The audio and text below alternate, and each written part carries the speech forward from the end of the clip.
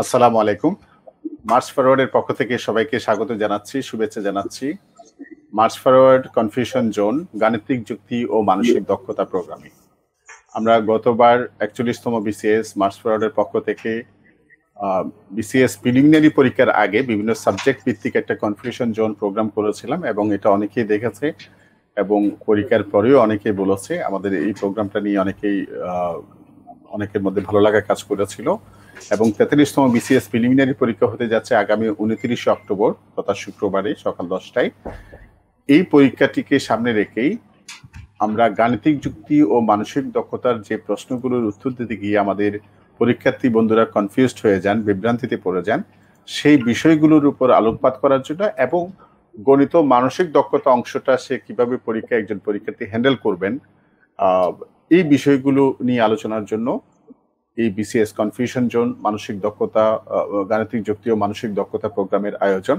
আজকে আমার সাথে আছেন আমাদের শ্রদ্ধেয় শিক্ষক আনোয়ারুল কবির স্যার আছেন, আমাদের গাণিতিক যুক্তি ও মানসিক দক্ষতার আরেকজন সিনিয়র শিক্ষক মাহমুদুল আলম স্যার আছেন এবং আমাদের সাথে আছেন আমাদের গাণিতিক যুক্তি ও মানসিক দক্ষতার আরেকজন প্যানেল শিক্ষক এবং জনপ্রিয় শিক্ষক আলী আকবর স্যার।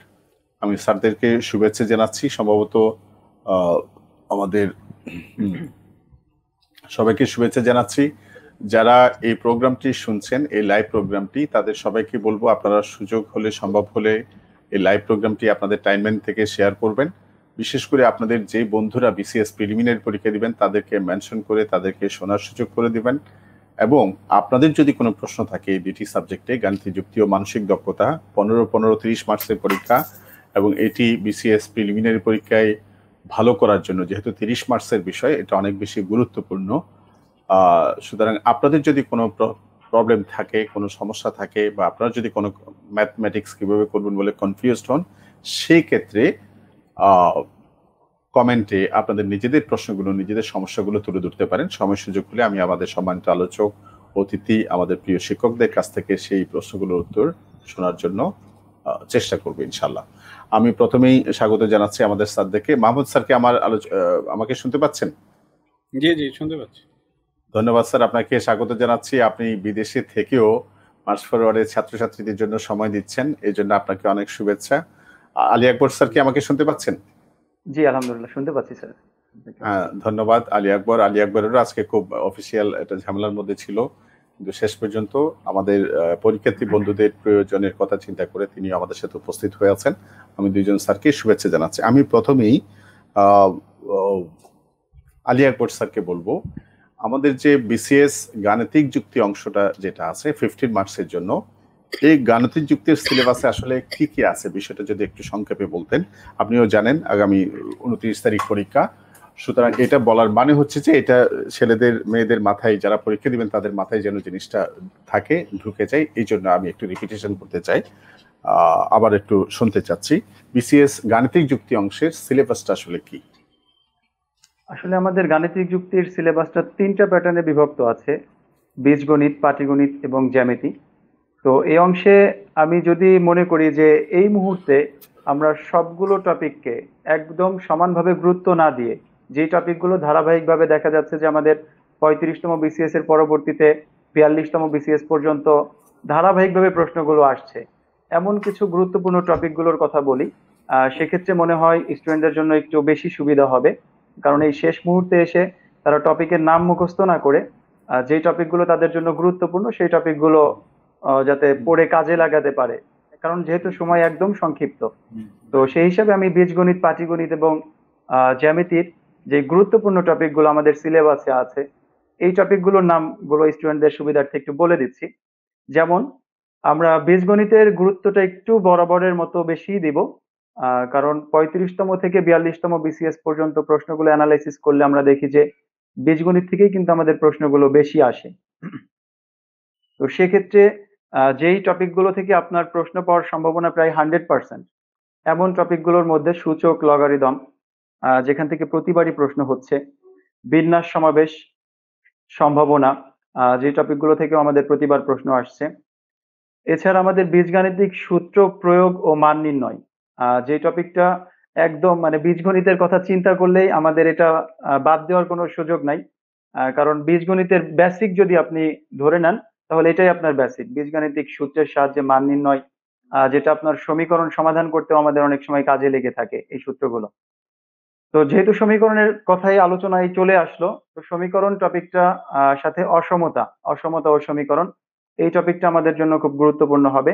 অবশ্যই আমরা এই টপিকগুলো একবারের জন্য হলেও ইনশাল্লাহ দেখে যাব, যাতে করে 29 তারিখে আমাদের প্রশ্নগুলো আমরা কমন ফেলতে পারি এই 15টি প্রশ্নের মধ্যে। পাশাপাশি পাটিগণিতের কথা যদি বলি, পাটিগণিতের মধ্যে আমাদের লাভ ক্ষতি শতকরা মুনাফা আসল, যেটা একদম ছোটবেলা থেকে আমরা করে আসছি, পরিচিত টপিক। যে কোনো চাকরির পরীক্ষার কথা চিন্তা করলেই এই টপিকগুলো কিন্তু আমাদের মাথায় আসে, এবং এই টপিকগুলো আমরা ধারাবাহিকভাবে মানে সব থেকে বেশি গুরুত্ব দেই অন্যান্য টপিকগুলোর তুলনায়। কারণ এখান থেকে পাটিগণিতের যে বেসিক ঐকিক নিয়ম বলি, যাই বলি না কেন, এই শতকরা লাভ ক্ষতি মুনাফা আসল সবার প্রথমে কিন্তু আমরা এটা দিয়েই শুরু করি। তো এই জন্য এই টপিকগুলো, প্রশ্নগুলো একটু বড় হলেও আমাদের অনেক শর্টকাট টেকনিক আছে, যেটা আমরা ক্লাস নেওয়ার সময় বারবারই আলোচনা করি। টেকনিক্যালি এই প্রশ্নগুলো কিন্তু খুব সহজে আমরা অ্যান্সার করতে পারি। তো অবশ্যই আমরা এই টপিকগুলো দেখে যাব, যাতে আমাদের প্রশ্নগুলো মিস না হয়, কোনো প্রশ্ন আমাদের ছুটে না যায়। পাশাপাশি আমরা ঐকিক নিয়মের মধ্যে কাজ নির্ণয়, মানে কাজের যে অঙ্কগুলো আছে, সময় নির্ণয়, জনসংখ্যা নির্ণয়, এরপর আমাদের গড় ও বয়স নির্ণয়ের কিছু অঙ্ক আছে, বা যে টপিক থেকে আমাদের প্রশ্নগুলো হয়। পাশাপাশি আমাদের চৌবাচ্চা, নৌকা, ট্রেন, বাসের যে গতিবেগের যে অঙ্কগুলো আছে, এগুলো আমরা সবাই জানি। এগুলো যারা আমরা বিসিএস প্রিপারেশন নিচ্ছি, প্রত্যেকটা স্টুডেন্ট এই টপিকগুলো বারবার করে পড়ে যাচ্ছেন। তারপরেও আমি বলবো যে আপনারা এই শেষ মুহূর্তে হলেও একবার করে হলেও অন্তত এই টপিকগুলো দেখে যাবেন, যাতে আপনারা কিছুটা হলেও মানে পরীক্ষার হলে গিয়ে যে বিভ্রান্তি বা একটা কনফিউশনে পড়বেন, সেই কনফিউজ থেকে কিছুটা হলেও রক্ষা পাবেন যদি এই শেষ মুহূর্তে একবার করে দেখে যান। আর পাশাপাশি, জি, ওবায়দ স্যারকে আমি শুনতে পাচ্ছি না স্যার, যদি একটু। আপনি যেভাবে বললেন, এই যে আমাদের গাণিতিক যুক্তি অংশে পাটিগণিত বা বীজগণিত থেকে যেগুলো একটা কমন এরিয়ার কথা আপনি বলছেন, যেগুলো জি থেকে জি, প্রায় প্রতি বছরই প্রশ্ন হচ্ছে নিয়মিত প্রশ্ন ভাবেই, হচ্ছে। আমরা মানসিক দক্ষতা অংশে কি সেই ধরনের কোনো কমন স্পেস আছে, কমন কোন স্কোপ কি আছে যেখান থেকে প্রায় প্রতি বছরই প্রশ্ন হচ্ছে? অবশ্যই আছে। মেন্টাল এবিলিটি টপিকটাই এমন, যে একজন বিসিএস পরীক্ষার্থী যিনি আদার্স সাবজেক্ট গুলোর, আমি মেন্টাল এবিলিটি টপিকের সিলেবাসটা বাদই রাখলাম, আদার্স যে টপিকগুলো আছে এই টপিকগুলোর যদি প্রিপারেশন নেয়, তাহলে তার মেন্টাল এবিলিটির 80% প্রিপারেশন হয়ে যায়। কারণ এই মেন্টাল এবিলিটির মধ্যে আমাদের সমস্যা সমাধান, এরপর হচ্ছে আমাদের আহ, সংখ্যাগত ক্ষমতা, যে টপিক দুইটা, এই দুইটা টপিকই আমাদের গণিতের সাথে একদম সরাসরি রিলেটেড, যেখান থেকে আমাদের প্রশ্নগুলো হয়। আমরা কিছুক্ষণ পরেই বলতাম হয়তো যে আমরা আমাদের গণিতের সিলেবাসের অংশে কিন্তু গুণোত্তর ধারা ও অনুক্রম, মানে ধারা ও অনুক্রম, সমান্তর গুণোত্তর ধারা, এই টপিকটা আছে। এবং আমরা যদি সংখ্যাগত ক্ষমতার অঙ্কগুলো দেখি, যেটা আমাদের বিসিএস প্রিলি হোক বা বিসিএস রিটেন পরীক্ষা হোক, দুইটার ক্ষেত্রেই কিন্তু মেন্টাল এবিলিটিতে আমাদের এমসিকিউ টাইপ প্রশ্ন অ্যান্সার করতে হয়। এবং এই প্রত্যেকটা ক্ষেত্রে আমাদের এই সিকোয়েন্স থেকে, অনুক্রম বা ধারা থেকে প্রশ্নগুলো আসে। তো সেক্ষেত্রে কিন্তু আমাদের একটা অংশ এখান থেকে প্রিপারেশন নেওয়া হয়ে যাচ্ছে। পাশাপাশি আমাদের যেই গাণিতিক যুক্তির মধ্যে পাটিগণিতের অংশগুলো বলে আসলাম, যেহেতু বিসিএস গাণিতিক যুক্তিতে মাত্র 15টা প্রশ্ন আসে, সেখান থেকে যদি আপনি প্রশ্নগুলো ভাগ করেন, হয়তো পাটিগণিত অংশ থেকে সর্বোচ্চ 5টা বা 6টা প্রশ্ন থাকে। কিন্তু আপনি যদি টপিকগুলো দেখেন, এখানে প্রায় 8-9টা টপিক আছে। তো এই বাকি যে টপিকগুলো, এই টপিকগুলো কিন্তু কাজে লাগায় আমাদের মেন্টাল এবিলিটিতে। কারণ মেন্টাল এবিলিটিতে আপনার যে সমস্যা সমাধান, সমস্যা গঠন, সমস্যা সমাধান, পুরোটাই আমরা পাটিগণিত এবং বীজগণিতের সরাসরি অঙ্কগুলো এখানে থাকে। আপনারা যদি লক্ষ্য করেন প্রিভিয়াস কোশ্চেন গুলো, তাহলে কিন্তু এখানে পাবেন।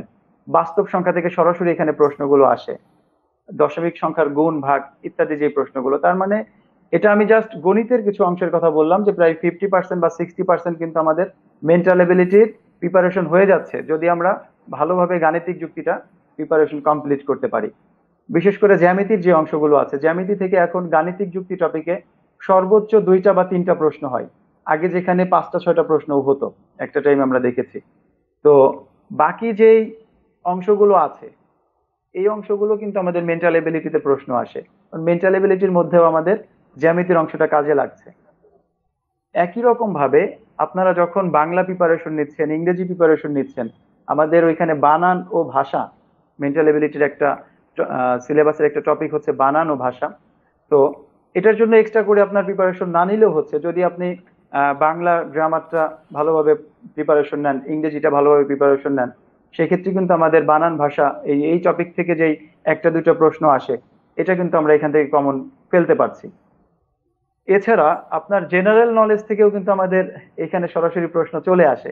ভাষাগত যে প্রবলেম গুলো আছে, ভার্বাল রিজনিং এর যে প্রবলেম গুলো আছে, সরাসরি আপনাকে জেনারেল নলেজের একটা তুলনা দিয়ে দিতে পারে, কোনো একটা দেশের রাজধানীর কথা উল্লেখ করে দিতে পারে। একটা বর্ণ সাজিয়েছে, এলোমেলো ভাবে একটা বর্ণ দেওয়া আছে, এই শব্দটার বর্ণগুলো মানে যদি আপনি সঠিকভাবে সাজান, তাহলে এটা কি নির্দেশ করবে বা নিচের কোনটা নির্দেশ করছে, এই টাইপের বিভিন্ন প্রশ্ন কিন্তু আমরা সবসময় দেখি। এখন দেখা গেল শব্দটা সাজানোর পরে কোনো একটা দেশের রাজধানীর নাম পাচ্ছেন, অথবা কোনো দেশের একটা মুদ্রার নাম পাচ্ছেন, বা একটা মহাসাগরের নাম পাচ্ছেন। তো যদি আপনার এই বাড়তি আলোচনা যেগুলো আছে, অর্থাৎ আমরা বাংলাদেশ অ্যাফেয়ার্স বলি বা ইন্টারন্যাশনাল অ্যাফেয়ার্স বলি, এই টপিকগুলো যদি আমার ভালোভাবে আয়ত্তে না থাকে, তাহলে কিন্তু আমি মেন্টাল এবিলিটিতে বর্ণগুলো সাজানোর পরেও অ্যান্সার করতে পারছি না। কারণ আমার যদি ওই টপিক সম্পর্কে ধারণা না থাকে যে না এটা দেশের নাম নাকি রাজধানীর নাম না মুদ্রার নাম, কোনটা হবে। তো পুরোটাই কিন্তু আমাদের আদার্স সাবজেক্ট রিলেটেড। মেন্টাল এবিলিটির এই জন্যই বলা হয় যে প্রায় 80% কমপ্লিট হয়ে যাবে যদি আপনি আদার্স সাবজেক্ট গুলো ভালোভাবে প্রিপেয়ার করতে পারেন। পরীক্ষার হলে গিয়ে আপনি পাশাপাশি যদি প্রিপারেশন নিয়ে থাকেন মেন্টাল এবিলিটির, মানে যে টপিক গুলো আছে, আমাদের 6টা টপিক আছে মেন্টাল এবিলিটির, এই 6টা টপিকের যদি প্রিপারেশন নেন, যার মধ্যে যান্ত্রিক দক্ষতা নামে একটা টপিক আছে, এই টপিকের জন্য আপনাকে এক্সট্রা কিছুটা পড়ে যেতে হবে মেন্টাল এবিলিটির অংশে থেকে, বা মেন্টাল এবিলিটির কোনো বই ফলো করতে হবে, বা কোনো একটা গাইডলাইন আপনাকে নিতে হবে এই যান্ত্রিক দক্ষতা থেকে প্রশ্ন সমাধান করার জন্য। আমরা প্রায় সময় দেখি যে বিভিন্ন চিত্র দিয়ে সেই চিত্রের মাধ্যমে আমাদেরকে অ্যান্সার করতে বলে। সেটা জ্যামিতিক চিত্র হতে পারে, প্যাটার্ন হতে পারে, অথবা যে কোনো অন্য কোনো চিত্র দিয়ে দিতে পারে, যে জাস্ট এই চিত্রের মাধ্যমে আপনার মনস্তাত্ত্বিক ব্যাপার যেটা, যে আপনি কতটুকু পরীক্ষার হলে নিজেকে উপস্থাপন করতে পারছেন। তো এই বিষয়গুলোর জন্য নিজেকে অবশ্যই প্রিপেয়ার করার প্রয়োজন আছে। তো শেষ মুহূর্তে আর 2 দিন বা 3 দিন যে সময়টুকু আছে, এই সময়ের তো আপনি নতুন করে আর নিজেকে প্রিপেয়ার করার সুযোগ নাই। তো এই জন্য আপনি যেই সাবজেক্ট গুলো, মানে যারা পরীক্ষার্থী আছেন, যারা হয়তো এক্সট্রা ভাবে যদি মেন্টাল এবিলিটির কোনো কোর্স করার সুযোগ না পেয়ে থাকেন, বা কোনো গাইডলাইন না পেয়ে থাকেন, তো সেক্ষেত্রে আপনাদের জন্য একটা পরামর্শ থাকবে যে আপনারা যে এটার জন্য এখন নতুন করে সময় না দিয়ে আদার্স যে সাবজেক্ট গুলো আছে, এই টপিকগুলো, যে টপিকগুলো যেহেতু সিলেবাসটা আপনি জানা 6টা মাত্র টপিক, এই টপিক অনুযায়ী আদার্স সাবজেক্ট গুলোকে একটু মিলিয়ে যদি পড়ে যান, তাহলে ইনশাল্লাহ ভালো করতে পারবেন। জি স্যার। আমি একটু আমাদের যারা শুনছেন আলোচনাটা, রাকিব হাসান আকিব আছেন, হ্যাঁ, তাজুল ইসলাম আছেন, হ্যাঁ থ্যাংক ইউ, মুরসালিন ইসলাম আছেন, তাজুল আছেন, এরশাদ হোসাইন আছেন, অনেকে বিভিন্ন জায়গায়, লালমনিরহাট, ব্রাহ্মণবাড়িয়া, হ্যাঁ, যারা যারা আছেন মাঝে মধ্যে আমাদের শুনতে আসলে ভালো লাগে। আপনারা কোন জায়গা থেকে বলছেন সেটা হচ্ছে আপনার হোম ডিস্ট্রিক্ট বা হোম থানা বা উপজেলা যেটা বলছি সেটাও চাইলে উল্লেখ করতে পারেন। আপনাদের এটার মাধ্যমে কিন্তু একটা ফিউচার একটা কানেক্টিভিটির একটা সম্ভাবনা তো আমাদের থাকেই। তানজিল সরকার আছেন, থ্যাংক ইউ। আশরাফুল ইসলাম, তাকেও ধন্যবাদ, শ্রীমঙ্গল থেকে শুনছেন। আপনারা চাইলে অন্যরা যারা আছেন তারও উল্লেখ করতে পারেন কে কোথা থেকে আলোচনাটা শুনছেন, এরপর অবশ্যই আপনাদের প্রবলেমগুলো তো আপনারা বলবেন। বিশেষ করে আপনাদের যে বন্ধুরা 43তম বিসিএস প্রিলিমিনারি পরীক্ষা দেবে তাদেরকে একটু নাম মেনশন করুন যাতে তারা এটা শুনতে পারেন। আমি এখন আমাদের শ্রদ্ধেয় মাহমুদুল আলম স্যারকে আহ্বান করবো আলোচনায় আসার জন্য। আমাদের মাহমুদুল আলম স্যারের প্রতি আমাদের বিশেষ ধন্যবাদ এবং কৃতজ্ঞতা। তিনি অনেক দূরে থাকার পরেও মার্চ ফরওয়ার্ডের শিক্ষার্থীদের, ছাত্রছাত্রীদের প্রতি ভালোবাসার টানে উনিও কিন্তু এখন ওনার দেশে, আমাদের এখানে যে টি-20 বিশ্বকাপ হচ্ছে সংযুক্ত আরব আমিরাত, সেখানে উনি অবস্থান করছেন এবং নতুন যাওয়ার কারণে সেখানে তারও অনেক ব্যস্ততা আছে। এরপর উনি আমাদেরকে শিডিউলটা দিয়েছেন, সেজন্য তাকে বিশেষ কৃতজ্ঞতা জানাচ্ছি। আমি একটু মাহমুদুল আলম স্যারের কাছ থেকে জানতে চাই, সেটা হচ্ছে বিসিএস প্রিলিমিনারি পরীক্ষায় এই যে আমাদের গাণিতিক যুক্তির যে অংশটা আছে, সেখানে একটা সময় ছিল যে পাটিগণিতের নম্বর অনেক বেশি ছিল এবং পাটিগণিতের অনেকগুলো চ্যাপ্টার অঙ্ক করতে হতো। এখন সেখানে বীজগণিতের প্রাধান্য দেওয়া হচ্ছে।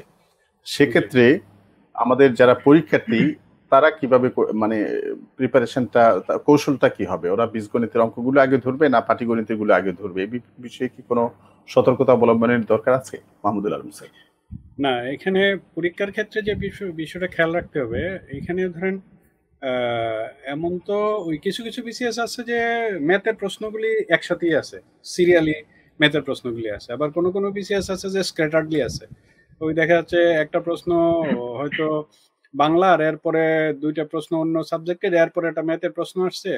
কিন্তু বেশিরভাগ যেহেতু একসাথে থাকে, এটা জরুরি না যে সে আগে কি মানে ম্যাথ বীজগণিত আনসার করবে নাকি পাটিগণিত আনসার করবে। এইভাবে আমার মনে হয় স্ক্রুটিনি করার দরকার নাই। সামনে যেটা আসবে ওটা উনি আনসার করে যাবে। ধরেন কথার কথা, সামনে একটা পাটিগণিতের প্রশ্ন আসছে, ওই পাটিগণিতটাই উনি আনসার করবে। এরপরে হয়তো যদি দেখা যাচ্ছে পাটিগণিতের দুইটা প্রশ্ন আসছে, পরে বীজগণিতটা আসছে, আর যদি ওইটা করতে চায়, সাপোজ উনি আগে চিন্তা করলো যে আমি বীজগণিতটা আগে আনসার করব, হয়তো বীজগণিতের কোশ্চেনটা ধরে নিচ্ছি 45 নাম্বার থেকে শুরু হলো, কিন্তু হোয়ারাস দেখা যাচ্ছে পাটিগণিতের কোশ্চেনটা আছে দেখা যাচ্ছে 35 নাম্বারে। তখন তো আবার ঝামেলা হয়ে যাবে তার, ওই যে ওএমআর শিট ফিল আপ করা, এটাতে একটা মানে ওই মিস হয়ে যেতে পারে, নাম্বারটা মিসিং হয়ে যেতে পারে। হয়তো দেখা যাচ্ছে উনি 35 নাম্বার কোশ্চেন আনসার করতেছে, পরে দেখা যাবে ওএমআর শিট ফিল আপ করে ফেলছে উনি 34 নাম্বারটা। এটা জরুরি না, ওই সিরিয়ালি জাস্ট আনসার করলেই হয়। আর লাস্ট মুহূর্তে যেহেতু আমি আমাদের অভিজ্ঞতা থেকে বিভিন্ন পরীক্ষার্থী আমরা মানে এত কাল থেকে পড়াচ্ছি, পরীক্ষার আগে অ্যাকচুয়ালি স্টুডেন্টদের যে মানে কি করবে, অ্যাকচুয়ালি যে 2 দিনের জন্য তার একটা গাইডলাইন, আসলে সে কি করতে হবে, তার মানে ছোট করে কিভাবে নিয়ে আসবে। ধরেন একটা টপিকের লাইক ওই যে আকবর স্যার বিভিন্ন চ্যাপ্টারগুলোর নাম বলছেন না, এখন এক একটা চ্যাপ্টারের একজন স্টুডেন্টের কি ধরে নিচ্ছি শতকরার, ধরি 5 ধরনের কোশ্চেন আছে শতকরার। কারণ একজন স্টুডেন্টকে কি 5টা প্যাটার্নেরই উপর তার সমস্যা থাকে? সমস্যা থাকে না, কিন্তু হয়তো দেখা যাচ্ছে নির্দিষ্ট একটা টপিক, এইটা উনি ওই বারবার প্রশ্নটি ঘুরাই দিলেই পারে না। বা লাভ ক্ষতির প্রশ্ন দেখা যাচ্ছে, লাভ ক্ষতির প্রশ্ন তো এমন না যে অনেকগুলি হয়তো 20 ধরনের কোশ্চেন, এরকম না, কিন্তু নির্দিষ্ট হয়তো দেখা যাচ্ছে 3-4 প্যাটার্নের কোশ্চেন হয় লাভ ক্ষতি থেকে। তো এই যে টপিকটা ওনার কাছে প্রবলেম মনে হচ্ছে এখন, এইটাকেই উনি অ্যাকচুয়ালি ওই জাস্ট চট করে এই জায়গাটাই দেখে যাবে। এখন তো আর এই 3 দিন 4 দিনের জন্য পুরা আবার ম্যাথ একদম প্রথম থেকে শুরু করে একদম শেষ পর্যন্ত দেখে যাওয়ার সময় নেই। উনি করবে কি, প্রত্যেকটা চ্যাপ্টারের নাম লিখবে, ধরি শতকরা, তাহলে সে চিন্তা করবে আচ্ছা শতকরার তো ওই যে পরপর যদি বৃদ্ধি হয়, বৃদ্ধি হওয়ার পরে আবার যদি বৃদ্ধি হয়, তাহলে কি করা লাগে, এই জায়গাটাতে আমার সমস্যা হয় বারবার। তাহলে উনি করে কি চট করে এই জিনিসটা দেখে দেয়। এটা এটা দেখার ক্ষেত্রে আমার একটা সাজেশন হলো, যেহেতু সময় কম, স্টুডেন্টরা কি করে ধরে নিচ্ছে একটা অঙ্ক পাইলো, একটা নতুন অঙ্ক, এটা উনি সলভ করার চেষ্টা করে। এটা সলভ করতে করতে এখন কিন্তু সে চিন্তা করে যদি সলভ করতে যায়, তাহলে আর সময় কোলাবে না তার। এখন কি করবে, সলভ করাই তো আছে, বইয়ে আছে, বিভিন্ন জায়গায় আছে, আমরা ক্লাস নিছি, জাস্ট এটা উনি চট করে দেখে ফেলবে। আর বিশেষ করে ধরেন যেগুলি অনেক কনফিউশন হয়, যেমন ওই স্টুডেন্টদেরকে আমি আমার ক্লাসেও বলছি, যেমন রুট, কিছু কিছু সংখ্যা আছে এগুলোর রুটের মান থাকে ওইটার মাঝখানে, যেমন ধরেন একটা প্রায় সময় বিসিএসে আসছে, নিচের কোনটি √3 ও √3 এর মধ্যবর্তী মূলদ সংখ্যা, এরকম একটা কোয়েশ্চেন থাকে, বা অমূলদ সংখ্যা। এখন স্টুডেন্ট তো √2 ইকুয়াল কত এটাই জানে না, √3 এর মান কত এটাই জানে না, কিন্তু তাহলে যেগুলার ধরেন √4 তো ইজিলি জানি 2, √9 তো জানতেছে হলো 3, এই কয়টা সংখ্যা অন্তত √2 √3 ধরেন √5, আর বাকি তেমন লাগে না, এগুলি যদি মুখস্থ করে রাখে, এই রিলেটেড কিছু কোশ্চেন থাকে, তাহলে আর দেখা যায় তার এই কোশ্চেনটা মিস হওয়ার পসিবিলিটি কম কম থাকে কিন্তু। আর আর বিশেষ করে ধরেন ওই যে আকবর স্যার বলেন না, যেহেতু সমীকরণ থেকে প্রচুর কোশ্চেন আসে, আমার ক্লাসের এক্সপিরিয়েন্স থেকে দেখছি বেশিরভাগ স্টুডেন্ট রুট দিয়ে যে সমস্ত মান বের করতে হয়, রুটের মান কিভাবে বের করতে হয়, এইটা স্টুডেন্ট কনফিউশনে পড়ে যায়, এটা পারে না। আরেকটা একদম কমন টপিক, এটা সব সময় আসে প্রায় কম বেশি সব বিসিএস, আমি 12 থেকে 10 বিসিএস থেকে 40 বিসিএস পর্যন্ত সবগুলি প্রশ্ন তো এই যে যেমন এই যে আমাদের এই বইটাতে এইটাতে কিন্তু দেয়াই আছে, বইটা কি দেখা যায়, দেখা যাচ্ছে বইটা? হ্যাঁ দেখা যায় না? এটাতে কিন্তু সব দেয়া আছে এই বইটাতে। হ্যাঁ হ্যাঁ হ্যাঁ, আমি কিন্তু দুবাই নিয়ে আসছি কিন্তু এটা ধন্যবাদ ধন্যবাদ। মার্চ ফরওয়ার্ডের বই এখন দুবাইতেও পাওয়া যাচ্ছে একবার স্যার। তো এখন এখানে ধরেন 10 থেকে 43 42 বিসিএস পর্যন্ত যে সমস্ত কোশ্চেন আছে আপনি দেখবেন একটা টপিক আছে কমন হলো বর্গমূল বের করতে হবে, পুনর্বর্গ সংখ্যা, পুনর্বর্গ। তো পুনর্বর্গের যে সমস্ত কোশ্চেন আসে পাটিগণিতের পুনর্বর্গটা কিন্তু কম বেশি সব স্টুডেন্টরা বুঝে যায়, পারে। পরে যখন বীজগণিতের একটা থাকে যে নিচে একটা সমীকরণ দেওয়া আছে, এখানে কত যোগ করলে এটি একটি পুনর্বর্গ রাশি হবে, তাহলে এইটা ধরেন করে কি এটা স্টুডেন্টদের ক্ষেত্রে ওই বীজগণিতের যে পুনর্বর্গ রাশিটা এটা অনেকের কাছে কনফিউশন থাকে। এটা জাস্ট কিন্তু সলভ করাই আছে, ওটা উনি যদি একটু দেখে যায় তাহলে কিন্তু এই জিনিসটাতে আর মানে তার কনফিউশন থাকে না। কিন্তু তো আমি যেটা বলবো, ধরেন কথার কথা আজকে যারা আমাদের প্রোগ্রামটা শুনতেছেন, উনি যদি আজকে রাত্রেই উনি বসে যায়, ধরেন সবগুলো টপিক ওই যে আকবর স্যার যেগুলো টপিক বলছেন বা আমরা ধরেন কোনো একটা টপিক বলতেছি হয়তো বাদ পড়ে যাচ্ছে, কিন্তু স্টুডেন্ট হিসেবে যিনি পরীক্ষা দিবে ওনার সামনে সবগুলো টপিক আসে না, লেকচার শিট আছে না, বই আছে না, উনি করবে কি টানা একটা লিস্ট বানাবে, ধরি 20টা টপিক।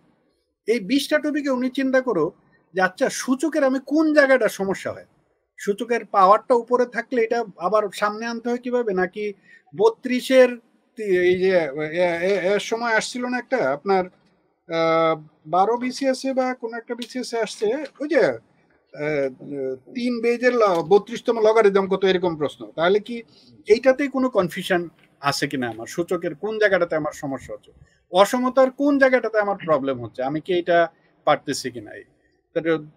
ধরেন এগুলি যদি উনি জাস্ট চট করে লিখে ফেলায় হয়তো দেখা যাবে উনার 20টা মেতে কনফিউশন। আমি আবার বলতেছি কথাটা, ধরলাম উনি যে টপিকগুলি নিবে দেখা যাবে হয়তো শতকরাতে ওনার কোনো সমস্যাই নাই, লাভ ক্ষতিতে ওনার সমস্যাই নেই। ধরি ওই 20টা টপিকের মধ্যে হয়তো ওনার 10 থেকে 15টা বা সর্বোচ্চ 20টা প্রবলেম বের হইতে পারে যে আচ্ছা এই জায়গাগুলোতে আমার সমস্যা হয়, তো এটা উনি চট করে যা এই পরীক্ষার আগে দেখে গেলেই হলো। আর যেগুলি উনি অলওয়েজ পারতেছে ওইটা তো আর বারবার এখানে রিভিশন দেওয়ার কিছু নাই, অ্যাকচুয়ালি রিভিশন দেওয়া লাগে না। সো আমার মনে হয় এইভাবে যদি ওনারা ধরেন এখন মানে জাস্ট একটা ছক আউট করে ফেলায় তাহলে হয়তো আশা করা যায় যে ওই প্রবলেমটা হবে না আর কি, পরীক্ষার হলে গিয়ে উনি জাস্ট পুরো জিনিসটা হয়তো পাবেন। ধন্যবাদ স্যার। আমি একটু ওই মাহমুদ স্যারের কাছ থেকে বিরতি নিয়ে আলী আকবর স্যারের কাছে আসতে চাচ্ছি। সেটা হচ্ছে যদিও মাহমুদ স্যার একটু করে ইঙ্গিত করেছেন, সেটা হচ্ছে যখন করে যাচ্ছেন তখন সিরিয়ালি যেটা আসে সেটা করে যাওয়াটা উনি মনে করছেন বেটার, যেহেতু বৃত্ত বরাটের বিষয় আছে, সামনে চলে গেলে অনেকের ব্যাকে আবার এসে করে চেক দেওয়ার বিষয়টা টাফ হয়ে যায়। আমাদের অনেকের একটা ধারণা আছে ছোটকাল থেকে, সেটা হচ্ছে ম্যাথস আগে করা যাবে না, ম্যাথস আগে করলে মাথা অশান্ত হয়ে যাবে, পাগল হয়ে যাবে, হ্যান ত্যান, সময় নষ্ট হবে অনেক বেশি, এই ধরনের একটা বিষয় আছে। কেউ বলে যে না, ম্যাথস হচ্ছে একটু অন্যান্য সাবজেক্টগুলো 2-3টা সাবজেক্ট করার পরে মাঝামাঝি করা ভালো। কেউ বলে যে না, আমি ম্যাথসে তো ভালো, আমি শুরুতেই করব। আর কেউ কেউ বলে থাকেন ম্যাথসের বিষয়টা শেষের দিকে করা ভালো, যেহেতু আমাদের ওখানে একটা টাইম ফ্রেমের বিষয় আছে, নির্দিষ্ট সময়ের মধ্যে প্রায় 200টা প্রশ্নের উত্তর দিতে হয়। সেক্ষেত্রে আলী আকবর স্যারের পরামর্শ কি স্টুডেন্টদের কাছে, মানে ম্যাথসটা কি শুরুতে না মাঝখানে না শেষে ধরার, এই ধরনের কি কোনো আগে থেকে কোনো মাইন্ডসেট নিয়ে যাওয়া দরকার, নাকি যখন যেভাবে প্রশ্নটা আসে তখন থেকে শুরু করা উচিত? আলী আকবর। আসলে এই বিষয়টা হচ্ছে সম্পূর্ণই নির্ভর করে স্টুডেন্টের উপর, মানে পরীক্ষার্থীর উপর, যে আমি এই প্রশ্নটা আগে করব নাকি শেষে করতে হবে। এখন কিছু পরীক্ষার্থী আছে বা স্টুডেন্ট আছে যাদের মানে অঙ্ক পারে কিন্তু অঙ্ক দেখলে জ্বর আসে, এরকম কিছু টাইপ স্টুডেন্ট আছে যে অঙ্ক দেখেই ভয় পায়, বাট অঙ্ক কিন্তু সে যদি চেষ্টা করে সে অঙ্কগুলোর অ্যান্সার বের করতে পারে, বা তার জন্য একটু সময় বেশি প্রয়োজন হয়। তো যাদের জন্য এরকম প্রবলেম হয় যে না আমি অঙ্ক নিয়ে যদি প্রথমে শুরু করি সেক্ষেত্রে হয়তো আমার একটা দুইটা মিলাতে পারছি না, তো পুরা আমার পরীক্ষাটাই খারাপ হয়ে যাবে। অর্থাৎ আপনি পুরা হতাশ হয়ে যাবেন যে একটা প্রশ্নের অ্যান্সার মিলাতে পারছেন না, ওটা নিয়ে হয়তো অনেকক্ষণ পড়ে আছেন। তো এরকম সমস্যা যদি থেকে থাকে কোনো স্টুডেন্টের, তাদের জন্য পরামর্শ থাকবে একদম শেষে করবেন। আর এছাড়া যদি আপনি শুরুতে প্রশ্নে একদম শুরুতেই অঙ্ক দিয়ে শুরু করেছেন বা প্রশ্নের শুরুতেই অঙ্কই আছে, তো আপনি অঙ্ক দিয়ে শুরু করলে আমার মনে হয় যে খুব একটা প্রবলেম হবে না, বড়জোর আরো ভালোই হতে পারে। আমাদের সব থেকে বেশি ভুল যেখানে হয় বা আমরা পরীক্ষার হলেই একটা টেনশন নিয়ে ঢুকি, সেটা হচ্ছে যে 2 ঘন্টায় আমাকে 200টা প্রশ্নের অ্যান্সার করতে হবে। আসলে আমার মনে হয় না যে এখন পর্যন্ত যারা বিসিএস দিয়ে কোয়ালিফাইড হয়েছে তাদেরকেও 200টা প্রশ্ন অ্যান্সার করে এসে কোয়ালিফাই হয়েছে। অর্থাৎ আমরা যদি 120 থেকে 130টা প্রশ্নের টার্গেট নিয়ে আপনি পরীক্ষার হলে যেতে পারেন, তো সেক্ষেত্রে আমার মনে হয় আপনি সেফ জোনে থাকতে পারবেন। তো আপনি মাইন্ড সেট আপটা যদি এরকম ভাবেই করে নেন যে আপনার অ্যান্সার করতে হবে হচ্ছে 120টা বা 130টা, সময় হচ্ছে 2 ঘন্টা, এখন কিন্তু আপনার প্রত্যেকটা প্রশ্নের জন্য 1 মিনিট করে সময় পাচ্ছেন। আগে যেই সময়টা 1 মিনিটের অনেক কম ছিল, যে আমাকে 1 ঘন্টায় 60 মিনিটে 100টা প্রশ্নের অ্যান্সার করতে হবে মিনিমাম। তো আমার মনে হয় যে কোনটা আগে দিব পরে দিব, এই মাইন্ড সেট আপ করার থেকে সব থেকে বড় ব্যাপার হচ্ছে যে আপনাকে আগে মাইন্ড সেট আপ করতে হবে যে আমার 2 ঘন্টায় 200টা না, আমাকে 2 ঘন্টায় 120টা বা 130টা প্রশ্নের অ্যান্সার করতে হবে ম্যাক্সিমাম। তো আমি এইটা যদি আপনি, please G sir, carry on. আপনি আপনি বলেন, আপনারটা আমি আমি শুনে then একটু বলছি। আপনাকে একটু বলবো, সেটা হচ্ছে যে আমাদের জি মানসিক দক্ষতায় নম্বর তোলার ক্ষেত্রে অপেক্ষাকৃত সহজ কোনো পাঠ আছে? যেমন আপনি এর আগেই এটা আলোচনায় বলেছিলেন, মানসিক দক্ষতাও কিন্তু যারা ম্যাথস ভালো পারে বা গাণিতিক যুক্তি অংশটা ভালো পারে তারা কিন্তু মানসিক দক্ষতায় ভালো একটা করে। বড় অংশ একটা অ্যাডভান্স থাকে। সেক্ষেত্রে কমন এরিয়াগুলো কোন জায়গায় জায়গায় আছে? যেমন গাণিতিক যুক্তির সিলেবাসটা আমি যদি কমপ্লিট করি, আমার এটা ভালো ধারণা থাকে মানসিক দক্ষতার কোন কোন পয়েন্টে, মানসিক দক্ষতার যে আমাদের পার্টস গুলো আছে সেখানে কোন কোন জায়গায় আমরা সুবিধাটা কাজে লাগাতে পারবো। আচ্ছা, মানসিক দক্ষতার আমি এটা এর এই আগেই বলে প্রশ্নটা আসছি। আলী আকবর, কথাটা আমি কেন বললাম, আমাদের অনেকে কিন্তু ওই যে যেটা আপনি বললেন, একটা ম্যাথসের বই থাকা, মেন্টাল এবিলিটির বই থাকা, বা এটা অনেকেই এই এটা নিয়ে গাইডলাইনের কোনো মধ্যে কিছুই নাই। পড়ে না, মনে মনে করছে যে মানে এটা এমনি এমনি যতটুকু হ্যাঁ, হয়, মানে এটা এটাকে এমনি এমনি সিরিয়াসলি হয়। নেয় না, এই জন্য আমি কথাটা জি। বললাম। হুম। আমরা মেন্টাল এবিলিটির প্রশ্নগুলো যদি দেখি তাহলে প্রায় প্রতি বছর যেই টাইপের প্রশ্নগুলো থাকে আমি তার কিছু একটা ধারণা দিচ্ছি। যে আমাদের হুম। মিনিমাম যে 15টা প্রশ্ন থাকে, হয়তো আমি আজকে যেই টপিকগুলো বা যেই প্রশ্নগুলোর কথা বলবো এখান থেকে আপনারা ম্যাক্সিমাম প্রশ্নগুলো পেয়ে যাবেন যদি ভাগ্য ভালো হয় ইনশাল্লাহ। যেমন আমাদের ঘড়ি নিয়ে একটা প্রশ্ন হয়, একটা বা দুইটা প্রশ্ন থাকে ঘড়ি নিয়ে। প্রশ্নগুলোর টাইপ কেমন আমি বলে দিচ্ছি। সেক্ষেত্রে আপনার ঘড়ির যে ঘন্টার কাঁটা এবং মিনিটের কাঁটা, এই কাঁটা দুটি ঘন্টায় কতবার মিলিত হয় পরস্পর, 1 ঘন্টায় বা 6 ঘন্টায় বা 12 ঘন্টায়, যেটা আপনি যে কোনো বই দেখলে পেয়ে যাবেন। এখন যেহেতু আমরা সলিউশনের মধ্যে যাচ্ছি না আজকে, যেহেতু জাস্ট কনফিউশন জন্য নিয়ে আলোচনার ব্যাপার, এই জন্য আমরা সলিউশনে যাচ্ছি না, আমি জাস্ট প্রশ্নের প্যাটার্ন গুলো একটু বলে দিচ্ছি। তো ঘড়ি থেকে আমাদের প্রশ্ন আসতে পারে ঘন্টার কাঁটা মিনিটের কাঁটা সম্পর্কিত কতবার মিলিত হয়, অথবা এদের মধ্যবর্তী কোণ কত, নির্দিষ্ট একটা টাইম দিয়ে দিল যে এদের মধ্যবর্তী কোণটা নির্ণয় করেন। অথবা থাকতে পারে একটা ঘড়ির ঘন্টার কাঁটা যদি উত্তরমুখী থাকে, যেমন একটা নির্দিষ্ট টাইম দিয়ে যে এখন 9:30 বাজে, তাহলে ঘন্টার কাঁটা হয়তো দক্ষিণ দিকে আছে, তাহলে মিনিটের কাঁটা কোন দিকে থাকবে, বিশেষ করে দেয়াল ঘড়ির ক্ষেত্রে। আর এছাড়া ঘড়ি থেকে প্রশ্ন হয় আমাদের আয়না চিত্র বা পানি চিত্র, যে প্রশ্নগুলো হয় এখানে আমাদের ইংরেজি বর্ণ থেকেও প্রশ্ন আসে, বিভিন্ন চিত্র থেকেও আসে, আবার ঘড়ির টাইম থেকেও আসে। যে আপনি নর্মালি একটা ঘড়িতে এখন 8:30 বাজে, তো সেই ঘড়িতে যদি আপনি আয়নাতে দেখেন তাহলে আয়নাতে কয়টা বাজে, বা আয়নাতে দেখতে পাচ্ছেন 9:30 বাজে, তো সেক্ষেত্রে বাস্তবে কয়টা বাজে। এই যে যেই 4টা টাইপ বা 3টা টাইপের প্রশ্নের কথা বললাম, ঘড়ি থেকে সাধারণত এই রিলেটেড প্রশ্নগুলো হয়ে থাকে আমাদের। ঘড়ি নিয়ে একটা বা দুইটা প্রশ্ন হয়, মিনিমাম একটা প্রশ্ন থাকবেই ইনশাল্লাহ। এরপরে আসি যে আমাদের আয়না চিত্রর কথা যেটা বললাম, যে ঘড়িতে তো থাকেই, পাশাপাশি আমাদের বিভিন্ন অক্ষর দিয়ে দিবে বা শব্দ দিয়ে দিবে। এই শব্দটাকে আপনি আয়নায় দেখলে এটা কেমন দেখাবে, সেক্ষেত্রে আপনাকে সঠিক মানে আমাদের যে ইংরেজি বর্ণমালার সঠিক শব্দটা দেওয়া আছে, আপনার আয়না চিত্র বের করতে বলতে হতে পারে, অথবা আপনার আয়না চিত্রটা দেওয়া আছে, আপনাকে সঠিক শব্দটা লিখতে হবে। তার মানে আয়না চিত্র থেকে আপনি জাস্ট বিভিন্ন প্রশ্নগুলো দেখে যেতে পারেন, সেখান থেকে অ্যান্সার করতে হবে। আমাদের দিক ও দূরত্ব নির্ণয়, স্থানাঙ্ক পদ্ধতি যেটা আমাদের এখানে আছে, মেন্টাল এবিলিটির যেই 6টা টপিক তার মধ্যে একটা টপিক আছে, এই স্থানাঙ্ক পদ্ধতি থেকে আপনার যেই প্রশ্নগুলো হয় তার মধ্যে হচ্ছে দূরত্ব ও দিক নির্ণয়।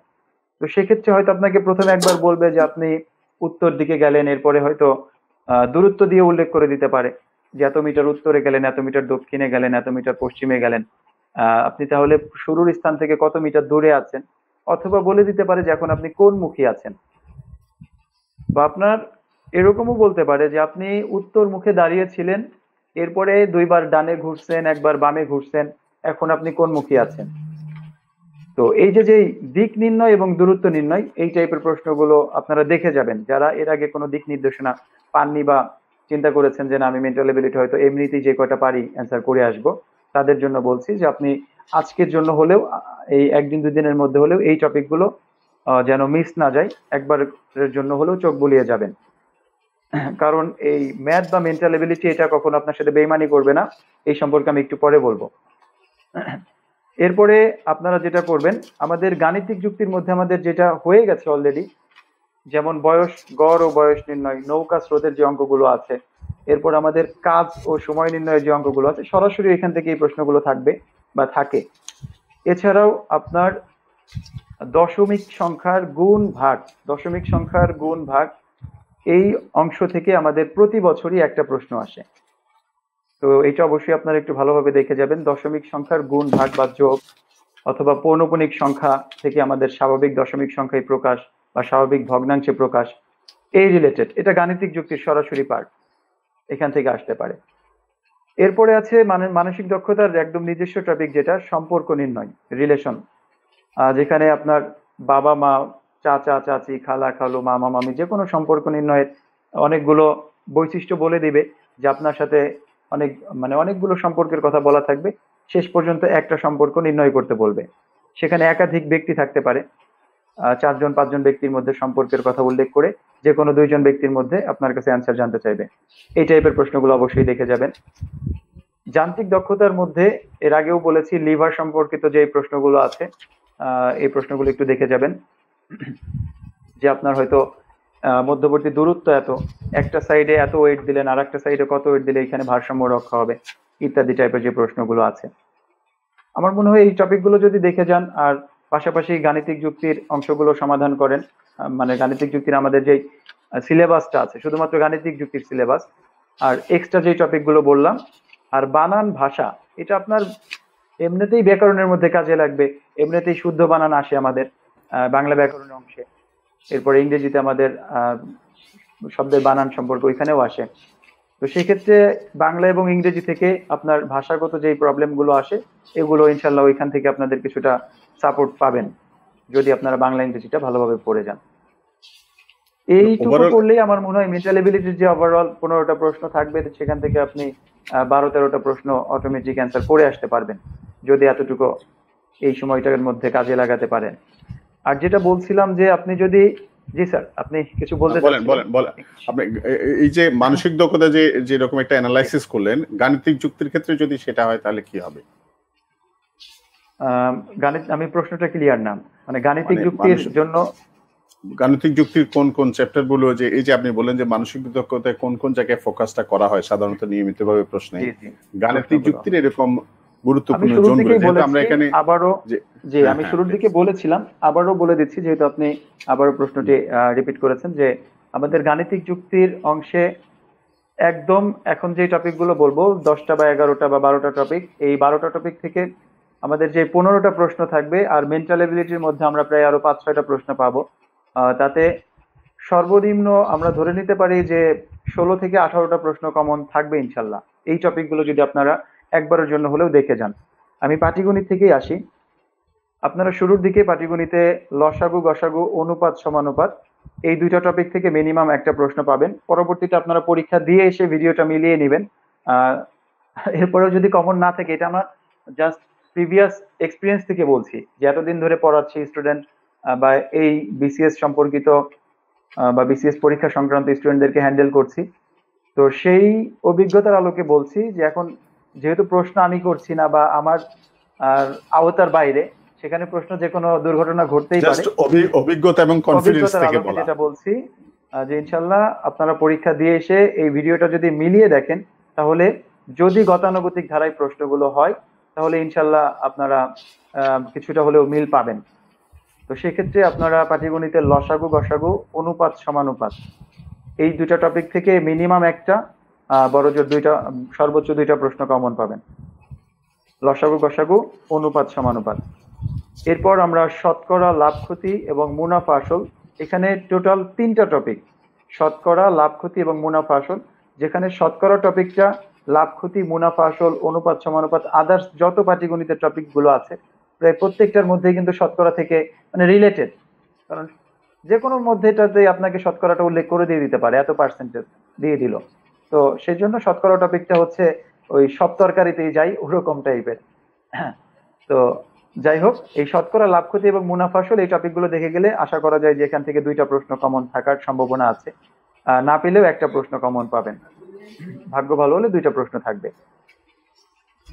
তাহলে আমরা কিন্তু পাটিগণিতে প্রায় 4টা প্রশ্নের মতো বলেই দিলাম। এর পাশাপাশি আমাদের যে ধারাটা আছে, গুণোত্তর ধারা, সমান্তর ধারা, এই ধারাটা আমরা দেখে যাব। ধারা থেকে একটা প্রশ্ন প্রত্যেকবারই থাকছে, ইনশাল্লাহ এবারও একটা প্রশ্ন থাকবে। এটা বিগত বিসিএস গুলোতেও ছিল, ইনশাল্লাহ 43তম বিসিএস এও ধারা থেকে একটা প্রশ্ন থাকবে। সেট, একটা মাত্র টপিক, অল্প কিছু প্রশ্ন। সেট, আপনার হয়তো এই টপিকটা করতে 20 মিনিট সময় দিলে আপনি এই টপিক থেকে একটা প্রশ্ন কমন ফেলতে পারবেন, থাকবেই ইনশাল্লাহ। কারণ 35তম থেকে 42তম পর্যন্ত মিস হয় নাই, ইনশাল্লাহ 43তমতেও মিস হবে না, সেট থেকে প্রশ্ন থাকবে। এরপর আপনার মানে প্রায় আমরা কিন্তু 5-6টা প্রশ্ন পেয়ে গেলাম, মানে এই অল্প কয়েকটা টপিকের মধ্যে। আমি মনে হয় 5টা টপিকের নাম বলেছি। এই 5টা বা 6টা টপিক থেকে আপনি প্রায় 4-5টা প্রশ্ন কমন পেয়ে যাচ্ছেন। পাশাপাশি আপনি যদি ঐকিক নিয়ম, যেটা আমরা বলি ঐকিক নিয়মের মধ্যে, মানে পাটিগণিতের যে বেসিক যেই প্রশ্নগুলো আছে, এখানে অনেক ধরনের প্রশ্ন হয়ে থাকে, যেমন কাজ, সময় এবং শ্রমিকের সংখ্যা নির্ণয় যেটা আছে, এই রিলেটেডই হচ্ছে আবার চৌবাচ্চা, মানে চৌবাচ্চা আর নল। আপনারা যারা আমাদের ক্লাসগুলো করেছেন নিয়মিত তারা জানেন কাজের যে অঙ্কগুলো আর চৌবাচ্চার অঙ্কগুলো, এই দুটা কিন্তু পার্থক্য না, আলাদা কোনো প্রশ্ন না। আপনার প্রশ্ন করার মানে প্রশ্নের উত্তর করার পুরাটাই সিস্টেমটা এক, শুধুমাত্র প্রশ্নের চেহারাটা ভিন্ন, মানে প্রশ্নের ভাষাগত পরিবর্তন। তাছাড়া ওই দুইজন ব্যক্তি একটা কাজ করে আর দুইটা নল দিয়ে আপনি একটা চৌবাচ্চায় পানি ভরেন, দুইটাই কিন্তু সেম, পানি তোলার যে বিষয়টা। আর ওই দুইটা নলকে আপনি জাস্ট দুজন লোকের সাথে তুলনা করে যদি কাজের অঙ্কের সাথে মিলিয়ে করতে থাকেন, তাহলে দেখবেন যে দুইটা টপিক সেম টপিক, এটা আলাদা কোনো টপিক না। তাহলে কাজ ও সময় আর হচ্ছে দূরত্ব, গতিবেগ নির্ণয়। দূরত্ব, সময়, গতিবেগ, যেখানে ট্রেনের গতিবেগ, বাসের গতিবেগ, যেটাই আসুক না কেন, বা নিজের মানুষের গতিবেগ থাকতে পারে, সাইকেল মোটরসাইকেলের গতিবেগ থাকতে পারে, নৌকার গতিবেগ থাকতে পারে, স্রোতের গতিবেগ থাকতে পারে। তো যেটাই আসুক, এখানে টপিক কিন্তু একটাই, ঐকিক নিয়ম। এই ঐকিক নিয়মের এইখান থেকে আপনার মেন্টাল এবিলিটি সহ, কারণ মেন্টাল এবিলিটিতে যদি আমাদের সমস্যা সমাধানের প্রশ্নগুলো আসে, ঐকিক নিয়ম থেকেই বেশি আসে। ঐকিক নিয়ম সহ আপনার এখান থেকে মিনিমাম একটা বা দুইটা প্রশ্ন মেন্টাল এবিলিটি এবং গাণিতিক যুক্তি অংশে মিলিয়ে বলছি আমি, একটা বা দুইটা অঙ্ক কমন পড়ার সম্ভাবনা আছে। পাশাপাশি পিতা পুত্রের যে বয়স সংক্রান্ত, আমরা ছোটবেলা থেকে এই প্রশ্নগুলো অনেক করে আসছি, একদম ক্লাস 4-5 থেকেই এই অঙ্কগুলো শুরু হয়। তো আশা করি অ্যান্সার করতে পারবেন। এই পিতা পুত্রের অঙ্কগুলো বাইরের কোনো অঙ্ক না, মানে এক্সট্রা নতুন কোনো টপিক না, জাস্ট নাম হয়েছে পিতা পুত্র। এটা আপনারা অনুপাত সমানুপাত যেটা আমরা করে আসছি, 1 গুণ 2 গুণ 3 গুণ, এগুলো কিন্তু অনুপাত সমানুপাতের অঙ্কগুলোর মধ্যেই পড়ে যায়। তো এই জন্য আপনাকে এটা এক্সট্রা ভাবে আর নতুন কোনো টপিক না, এটা অনুপাত সমানুপাতের মধ্যেও আপনি ফেলতে পারেন, কারণ এখান থেকে আপনার অনুপাত সমানুপাত রিলেটেড প্রশ্নগুলো হয়ে থাকতে পারে। কারণ মানে আমাদের গণিতের টপিকগুলো এমন, প্রত্যেকটা টপিকই কিন্তু প্রত্যেকটা টপিকের সাথে প্রায় রিলেটেড। যে কারণে ওই যে সবাই বলে যে আমার বেসিক ভালো না স্যার, বেসিক থেকে শিখতে চাই। আসলে বেসিক বলতে ওরকম কিছু নাই যে আপনার বেসিক স্ট্রং করে দেওয়ার মতো কিছু নাই, প্র্যাকটিস। যে আপনি প্রত্যেকটা টপিক ভালো পারলে গণিত অটোমেটিক ভালো পারবেন। হয়তো একটা টপিকে দুর্বলতা আছে, আপনার যে কোনো একটা হয়তো শতকরা থেকে প্রশ্ন করছে, অনুপাত সমানুপাত ভিতরে দিয়ে দিছে, কিন্তু আপনি অনুপাত সমানুপাত ভালো পারেন না, তো সেক্ষেত্রে কিন্তু আপনার শতকরার অ্যান্সারটা করতে পারলেন না। তো যাই হোক, আমরা টপিকগুলোতে যাচ্ছি আবারও, যে টপিকগুলো আমাদের জন্য গুরুত্বপূর্ণ ছিল।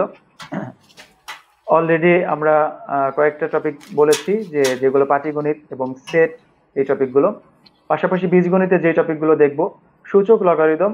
বীজগণিতের নাম আসলেই আমি প্রথমেই এই টপিকটার কথা বলি, কারণ হচ্ছে যে এই টপিক থেকে আপনাদের প্রশ্ন থাকেই, এই জন্য। কারণ বীজগণিতের শুরু কিন্তু সূচক লগারিদম দিয়ে না। এরপরে আমি বারবার এটা প্রথমে বলার কারণ হচ্ছে যে এই টপিক থেকে আমাদের প্রশ্ন যেহেতু বারবার আসে, কমন পাওয়ার সম্ভাবনাটা বেশি।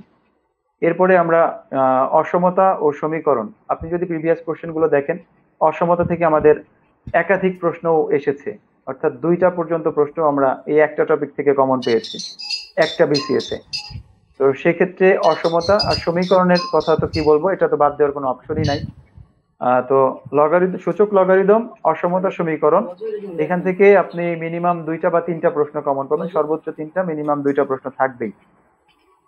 বা 3টা প্রশ্নই আপনি ধরে রাখেন, 2টার দিকে যাওয়ার দরকার নেই। আশা করি 3টা প্রশ্নই কমন থাকবে, কারণ সমীকরণ থেকে একটা, অসমতা থেকে একটা, সূচক লগারিদম থেকে একটা, এখান থেকে ইনশাল্লাহ আমরা 3টা প্রশ্ন কমন পাওয়ার আশা রাখি। পাশাপাশি বীজগাণিতিক সূত্র ও মান নির্ণয়, এখান থেকে মিনিমাম একটা প্রশ্ন থাকবে। এবং বিন্যাস সমাবেশ, বিন্যাস সমাবেশ থেকে একটা প্রশ্ন পাবো আমরা, সম্ভাবনা থেকে একটা প্রশ্ন পাবো। তো এই যে টপিক গুলো বললাম একদম নাম ধরে ধরে, তো এই টপিক গুলো থেকে আপনার যেইগুলো নাম ধরে বলেছি এইগুলো থেকে মিনিমাম একটা করে প্রশ্ন অবশ্যই আপনারা আশা রাখি পাবেন। উবাইদ স্যার হয়তো এগুলো মার্ক করেছেন যে কতগুলো প্রশ্ন হলো। জি, যেন পরীক্ষার পর দিন মিলিয়ে নিতে পারি। ধন্যবাদ। এটা হচ্ছে জাস্ট আমাদের যদি গতানুগতিক ধারায় প্রশ্নগুলো হয়, সেই মানে ট্র্যাডিশনাল ওয়েতে, বর্তমান সিলেবাসে ট্র্যাডিশনাল ওয়েতে প্রশ্ন হলে স্যাররা যেভাবে পড়াচ্ছেন, পড়াতে গিয়ে তাদের যে আগের পরীক্ষার যে এক্সপেরিয়েন্স এবং কনফিডেন্স, আমি যে নাম্বারগুলো বলেছি এগুলো হচ্ছে মিনিমাম, ম্যাক্সিমাম থাকাটা স্বাভাবিক, মানে আসতে পারে ম্যাক্সিমাম, এটা একদম মিনিমাম এই প্রশ্নগুলো আসতে পারে বা থাকতে পারে। এবং এই প্রশ্নগুলো স্যার আরেকটা কথা বলেছেন, এগুলো যে শুধু গাণিতিক যুক্তি অংশে আসবে তা না, এগুলো আবার মানসিক দক্ষতাও এখান থেকে প্রশ্ন আসতে পারে। পাশাপাশি জ্যামিতির জন্য আমাদের কিছু দেখতে হবে, রেখা, কোণ, ত্রিভুজ, চতুর্ভুজ, আর হচ্ছে বৃত্ত। রেখা, কোণ, ত্রিভুজ, এই টপিকটা একটাই টপিক, জ্যামিতি টপিকটা তো আর ভিন্ন টপিকের মধ্যে ফেলার সুযোগ নাই। তো রেখা, কোণ, ত্রিভুজ, এটার মধ্যে আপনার কোণ নির্ণয়, সেটা কোণের মাধ্যমে কোণ নির্ণয় আসতে পারে, অথবা আপনার ত্রিভুজ থেকে কোণ নির্ণয় আসতে পারে, বা চতুর্ভুজ থেকে কোণ নির্ণয় থাকতে পারে। এখন কোণের ভিতর থেকে কোণ নির্ণয় বিষয়টা হয়তো অনেকে ধরতে পারেন নাই। কোণের ভিতর থেকে কোণ নির্ণয়টা হচ্ছে যে আপনাকে অনেক সময় একটা কোণ দিয়ে বলে যে এটা সম্পূরক কোণ কত, পূরক কোণ কত, বিপ্রতীপ কোণ কত ইত্যাদি যে মানগুলো থাকতে পারে, বা আমাদের ত্রিভুজের ক্ষেত্রে এটা হচ্ছে কোণের ভিতর থেকে কোণ নির্ণয়ের মান, যেটা বললাম যে একটা কোণের মান দেওয়া আছে, আপনার এটার পূরক কোণের মান কত, সম্পূরক কোণ কত হবে ইত্যাদি, বা একান্তর কোণের মান দিয়ে দিতে পারে। একান্তর কোণের জন্য আপনাকে আবার 2টা সমান্তরাল সরলরেখা বিবেচনা করতে হবে। তো সেক্ষেত্রে ওই রেখা দিয়ে কোণ তৈরি করে কোণের মান নির্ণয় দিতে পারে, কোণের থেকে কোণের মান নির্ণয় দিতে পারে, অথবা ত্রিভুজ থেকে আমাদের কোণের মান নির্ণয় দিতে পারে, যে একটা সমকোণী বা সমদ্বিবাহু বা সমবাহু, আমরা ক্লাসে যেগুলো বারবার আলোচনা করেছি, যারা আমাদের সাথে এই দীর্ঘ 2 মাস 3 মাস সংযুক্ত ছিল তারা নিশ্চয়ই এই বিষয়গুলো জানেন। তো তাদের ক্ষেত্রে আশা করি যে খুব একটা বেশি প্রবলেম হবে না, তারা যেহেতু বিষয়গুলো পরিচিত বিষয়, কারণ বারবার ক্লাসে আমরা এগুলোর সম্পর্কে গুরুত্ব দিয়েছি, ফোকাস করা হয়েছে। হ্যাঁ। তো ত্রিভুজের থেকে, এবং স্যার আমি একটু শেষ করে দিচ্ছি, চতুর্ভুজ থেকে আমাদের কোণ নির্ণয়। আর একটা বিষয় আসে হচ্ছে বহুভুজ থেকে কোণ নির্ণয়, মানে আমাদের সুষম বহুভুজ দিয়ে দেয়, যে সুষম বহুভুজের যে কোনো কোণ নির্ণয় বা বাহুর সংখ্যা নির্ণয়, কোণের মান দেওয়া থাকবে, আপনাকে বাহুর সংখ্যা নির্ণয় করতে হবে, অথবা বাহুর সংখ্যা দেওয়া আছে, আপনাকে কোণের মান নির্ণয় করতে হবে। এটা গেল হচ্ছে জাস্ট আমাদের কোণ সম্পর্কিত যে এই প্রশ্নগুলো হতে পারে। এর পাশাপাশি আমাদের ক্ষেত্রফল সম্পর্কিত প্রশ্ন আসতে পারে, সেটা ত্রিভুজ বা চতুর্ভুজ যে কোনো রিলেটেড থাকতে পারে। আমরা জানি ত্রিভুজের বিভিন্ন প্রকার ভেদগুলো আছে, তো আপনাকে ত্রিভুজের যে কোনো বাহুর মান দিয়ে বলে দিতে পারে যে, বা যে কোনো বাহুর মধ্যে সম্পর্ক দিয়ে বলে দিতে পারে ত্রিভুজটা কোন প্রকৃতির হবে, ত্রিভুজের প্রকৃতি নির্ণয়, চতুর্ভুজের প্রকৃতি নির্ণয়, বা চতুর্ভুজের যে বৈশিষ্ট্যগুলো আছে, আমাদের চতুর্ভুজের বিভিন্ন পার্ট যেটা আমরা জানি, কর্ণ, বাহুর মধ্যে যে সম্পর্কগুলো আছে, এবং এই বাহুর সম্পর্ক থেকে আমাদের চতুর্ভুজের নামকরণ গুলো আমরা করে থাকি, কর্ণের সম্পর্ক থেকে আমরা চতুর্ভুজের নামকরণ করতে পারি। তো এদের মধ্যবর্তী সম্পর্ক থেকে আপনাকে কোশ্চেন দিয়ে দিতে পারে, আপনাকে সেই বিষয়ে ধারণা বা জ্ঞান রাখতে হবে যে আমার এখান থেকে প্রশ্ন আসতে পারে। বৃত্তের মধ্যে মানে আমাদের ক্ষেত্রফল থেকেও প্রশ্ন আসতে পারে, বৃত্তের পরিধি, ব্যাস, ব্যাসার্ধ, জ্যা, এগুলোর মধ্যে যে সম্পর্কগুলো আছে, বিশেষ করে আমি একটা বিষয় এখন একটু ফোকাস করব, আশা করি যদি লাক ভালো থাকে পরবর্তীতে হয়তো আমি একটা ধন্যবাদ পেতে পারি। সেটা হচ্ছে যে বৃত্তের কেন্দ্র থেকে আমরা জানি ব্যাস ভিন্ন কোনো জ্যায়ের উপর অঙ্কিত লম্ব ওই জ্যাকে সমদ্বিখণ্ডিত করে, এবং আমরা ওই কেন্দ্র এবং মধ্যবিন্দুর সংযোগ রেখা দিয়ে কিন্তু ওই একটা সমকোণী ত্রিভুজ গঠন করতে পারি। আমি যদি পাশে যেহেতু একটা বোর্ড আছে একটু দেখাই, যে এটা একটা যদি বৃত্ত জাস্ট কেন্দ্র, এই কেন্দ্র থেকে ব্যাসভিন্ন একটা জায়ের উপর আমরা একটা লম্ব অঙ্কন করলে এখানে একটা ত্রিভুজ করতে পারি, যেটা সমকোণী ত্রিভুজ হয়। এই রিলেটেড প্রশ্ন আসছে, আপনাকে হয়তো জ্যায়ের দৈর্ঘ্য দিয়ে দিতে পারে, এই বৃত্তের ব্যাসার্ধের মান বের করতে বলতে পারে। জ্যায়ের দৈর্ঘ্য দেওয়া আছে, এই কেন্দ্র থেকে দূরত্বটা দেওয়া আছে, ব্যাসার্ধের মান বের করতে হবে। এই টাইপের অঙ্কগুলো আমরা আলোচনা করেছি, আপনারা একটু দেখে যাবেন। এই যে চিত্রটা দেখিয়েছি, আমাদের বৃত্তের কেন্দ্র থেকে ব্যাসভিন্ন কোনো জ্যায়ের উপর অঙ্কিত লম্ব সম্পর্কিত, মানে লম্ব এবং জ্যা সম্পর্কিত যে প্রশ্নগুলো আছে একটু দেখে যাবেন। যদি ভাগ্য ভালো হয়, বিগত বছরের প্রশ্নগুলোর আলোকে যদি প্রশ্নগুলো হয়, ইনশাল্লাহ এখান থেকে একটা প্রশ্ন থাকতে পারে। আর একটা বিষয় সেটা হচ্ছে যে আপনার সেটা মানে বৃত্তের ব্যাসার্ধ হোক বা একটা বর্গের বাহুর দৈর্ঘ্য হোক বা সমবাহু ত্রিভুজের বাহুর দৈর্ঘ্য হোক, বৃদ্ধি করলে সেটা ক্ষেত্রফলের উপর কি প্রভাব ফেলবে। যেমন আমরা বাহুর দৈর্ঘ্যকে যদি দ্বিগুণ করে দেই, ক্ষেত্রফল কত গুণ হবে, বা পরিসীমা কত গুণ হবে, বা পরিসীমার মানটা যদি দ্বিগুণ বা তিনগুণ করি, ক্ষেত্রফলের মানে কি পরিবর্তন হবে, ইত্যাদি টাইপের যে প্রশ্নগুলো হয়। বা একটা বর্গের মধ্যে একটা বৃত্ত অন্তর্লিখিত আছে, অথবা একটা বৃত্তের মধ্যে একটা বর্গ অন্তর্লিখিত আছে, তো সেই ক্ষেত্রে আপনাকে এই একটার ব্যাসার্ধ বা ব্যাসের মান দেওয়া আছে, আপনাকে অন্যটার ক্ষেত্রফল নির্ণয় করে দিতে বললো। অথবা বর্গের কর্ণের দৈর্ঘ্য দেওয়া আছে, আপনাকে বৃত্তের ক্ষেত্রফল বা পরিধি বা পরিসীমা ইত্যাদি, পরিধি বা ব্যাসার্ধ বা ব্যাস ইত্যাদি নির্ণয় করতে বললো। এই টাইপের প্রশ্নগুলো দেখে যাবেন ইনশাল্লাহ। জ্যামিতি থেকে যে প্রশ্নগুলো আসবে আমাদের মেন্টাল এবিলিটি সহ, আশা করি আমরা কমন পাবো। মেন্টাল এবিলিটিতে জ্যামিতির এক্সট্রা যেটা দেখবেন, ত্রিভুজ সংখ্যা ও চতুর্ভুজ সংখ্যা গণনা, এতটুকু দেখলেই ইনশাল্লাহ আমার মনে হয় যে আমরা প্রায় গাণিতিক যুক্তি এবং মেন্টাল এবিলিটি থেকে গাণিতিক যুক্তি রিলেটেড প্রায় 18 থেকে 20টা প্রশ্ন কমন পেয়ে যাবো ইনশাল্লাহ, আউট অফ 30। Out of 30। এবং আউট অফ 30 18টা অঙ্ক মিলাতে পারা, এটা তো অনেক ভালো। যে আমাদের যে পাস মার্ক বলতে যেটা আমরা বুঝি, আমাদের তো একটু খেয়াল করুন যারা পরীক্ষা দিবেন, আগে কনফিউশন জন্য টিচারও বলেছেন, আজকে আলী আকবর স্যারও বলেছেন, আমরা কিন্তু 200টা প্রশ্নের উত্তর দিব না বা দেওয়ার দরকার লাগবে না। প্রশ্ন এই পর্যন্ত 35তম বিসিএস থেকে সর্বশেষ বিসিএস পর্যন্ত দেখা গেছে যারা 200 নম্বরের পরীক্ষায় 100 মানে একেবারে 85 থেকে 110-এর মধ্যে পেয়েছে বিভিন্ন পরীক্ষায়, তারা কিন্তু বেশ ভালোভাবে প্রিলিমিনারি উত্তীর্ণ হয়ে গেছে। সুতরাং 100, তার মানে হচ্ছে 50%-এর চেয়ে একটু বেশি নাম্বার দরকার হয় এই ধরনের। তো 30টার মধ্যে 18টা মানে হচ্ছে কিন্তু একেবারে এগুলোতে কিন্তু ম্যাথমেটিক্যাল কিন্তু রিজনিং। আমি একটু মাহমুদ স্যারের কাছে একটু জিজ্ঞেস করবো, ভার্সনের ক্ষেত্রে আপনি তো অনেকদিন ধরে ম্যাথমেটিক্স পড়াচ্ছেন, যদি কোনো কারণে প্রশ্নগুলো ইংরেজি ভার্সনে করে দেওয়া হয়, সেটা মেন্টাল এবিলিটি হতে পারে অথবা গাণিতিক যুক্তি অংশ হতে পারে, অনেকেই প্রশ্নটা না পড়ে ঘাবড়ে যান, সেক্ষেত্রে তারা কিভাবে, যদি এটা হয়, কারণ এরকম রেফারেন্স কিন্তু আছে 28তম বিসিএস এর সবগুলো, আলী আকবর স্যারও খেয়াল করেছেন, 28তম বিসিএস সবগুলো প্রশ্নই কিন্তু ইংলিশ ভার্সনে দেওয়া হয়েছিল। যদি সেরকম হয় তাহলে সেক্ষেত্রে আমাদের পরীক্ষার্থীদের করণীয় কি মাহমুদ স্যার? সেক্ষেত্রে তার আগে ওই আকবর স্যার তো সবগুলি আলহামদুলিল্লাহ যেভাবে পুরো বিষয়টা অ্যানালাইসিস করছেন, এরপরে আর কিছু থাকে না অ্যাকচুয়ালি। তারপর ছোট্ট একটা টপিক যেটা ধরেন ওই যে 2-4টা মান জানলেই কিন্তু অনেক সময় দেখা যায় কোনো কোনো সময় দিয়ে দেয়। যেমন 42তম বিসিএসে আসছিল ত্রিকোণমিতির ওই অল্প কয়েকটা ব্যাপার, যেমন সায়েন্সের তো না, যেহেতু সবাই আর্টসের, ত্রিকোণমিতির যে কতগুলি মান 0 থেকে 0, 30, 60, 45 এই কয়েকটা মান জেনে যাওয়া, আর হলো ওই ত্রিকোণমিতির ছোট ছোট 2-4টা সূত্র আছে, sine square plus cos square equal 1। এটা তো আর সায়েন্স ব্যাকগ্রাউন্ড লাগে না, এটা সবাই পারে। এই যদি টুকটাক দেওয়া যায় কোনো কারণে, যদি দিয়ে দেয়, সো ত্রিকোণমিতির কোশ্চেনগুলো কিন্তু ওই যে সায়েন্সের বেসড হয় না, কিন্তু একদম নর্মাল। যেমন 42তম বিসিএস একটা প্রশ্ন আসছিল আপনার, ওই যে sec theta plus tan theta equal 5/2 হইলে ওটা মাইনাস দিয়ে দিছে, এটা কত হবে। ইন এসেন্স এটা বীজগণিত অ্যাকচুয়ালি, মানে a plus B into a minus B, ওই সূত্র যদি ইউজ করে তাহলে কিন্তু স্যার এটার মান বের হয়ে যায়।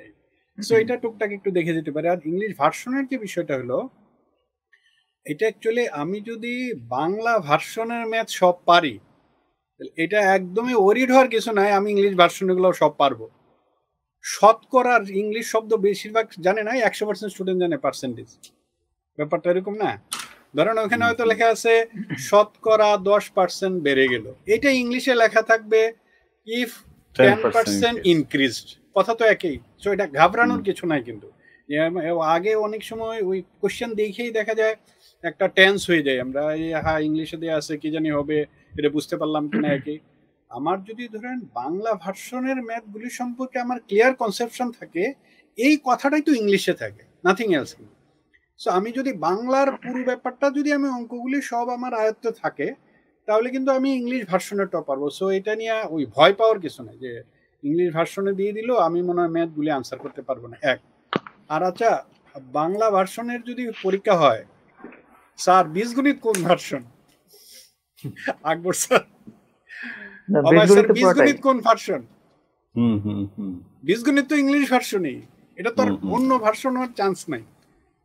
বাংলা সব প্রশ্ন হইলো বীজগণিতে তো ভার্সনই।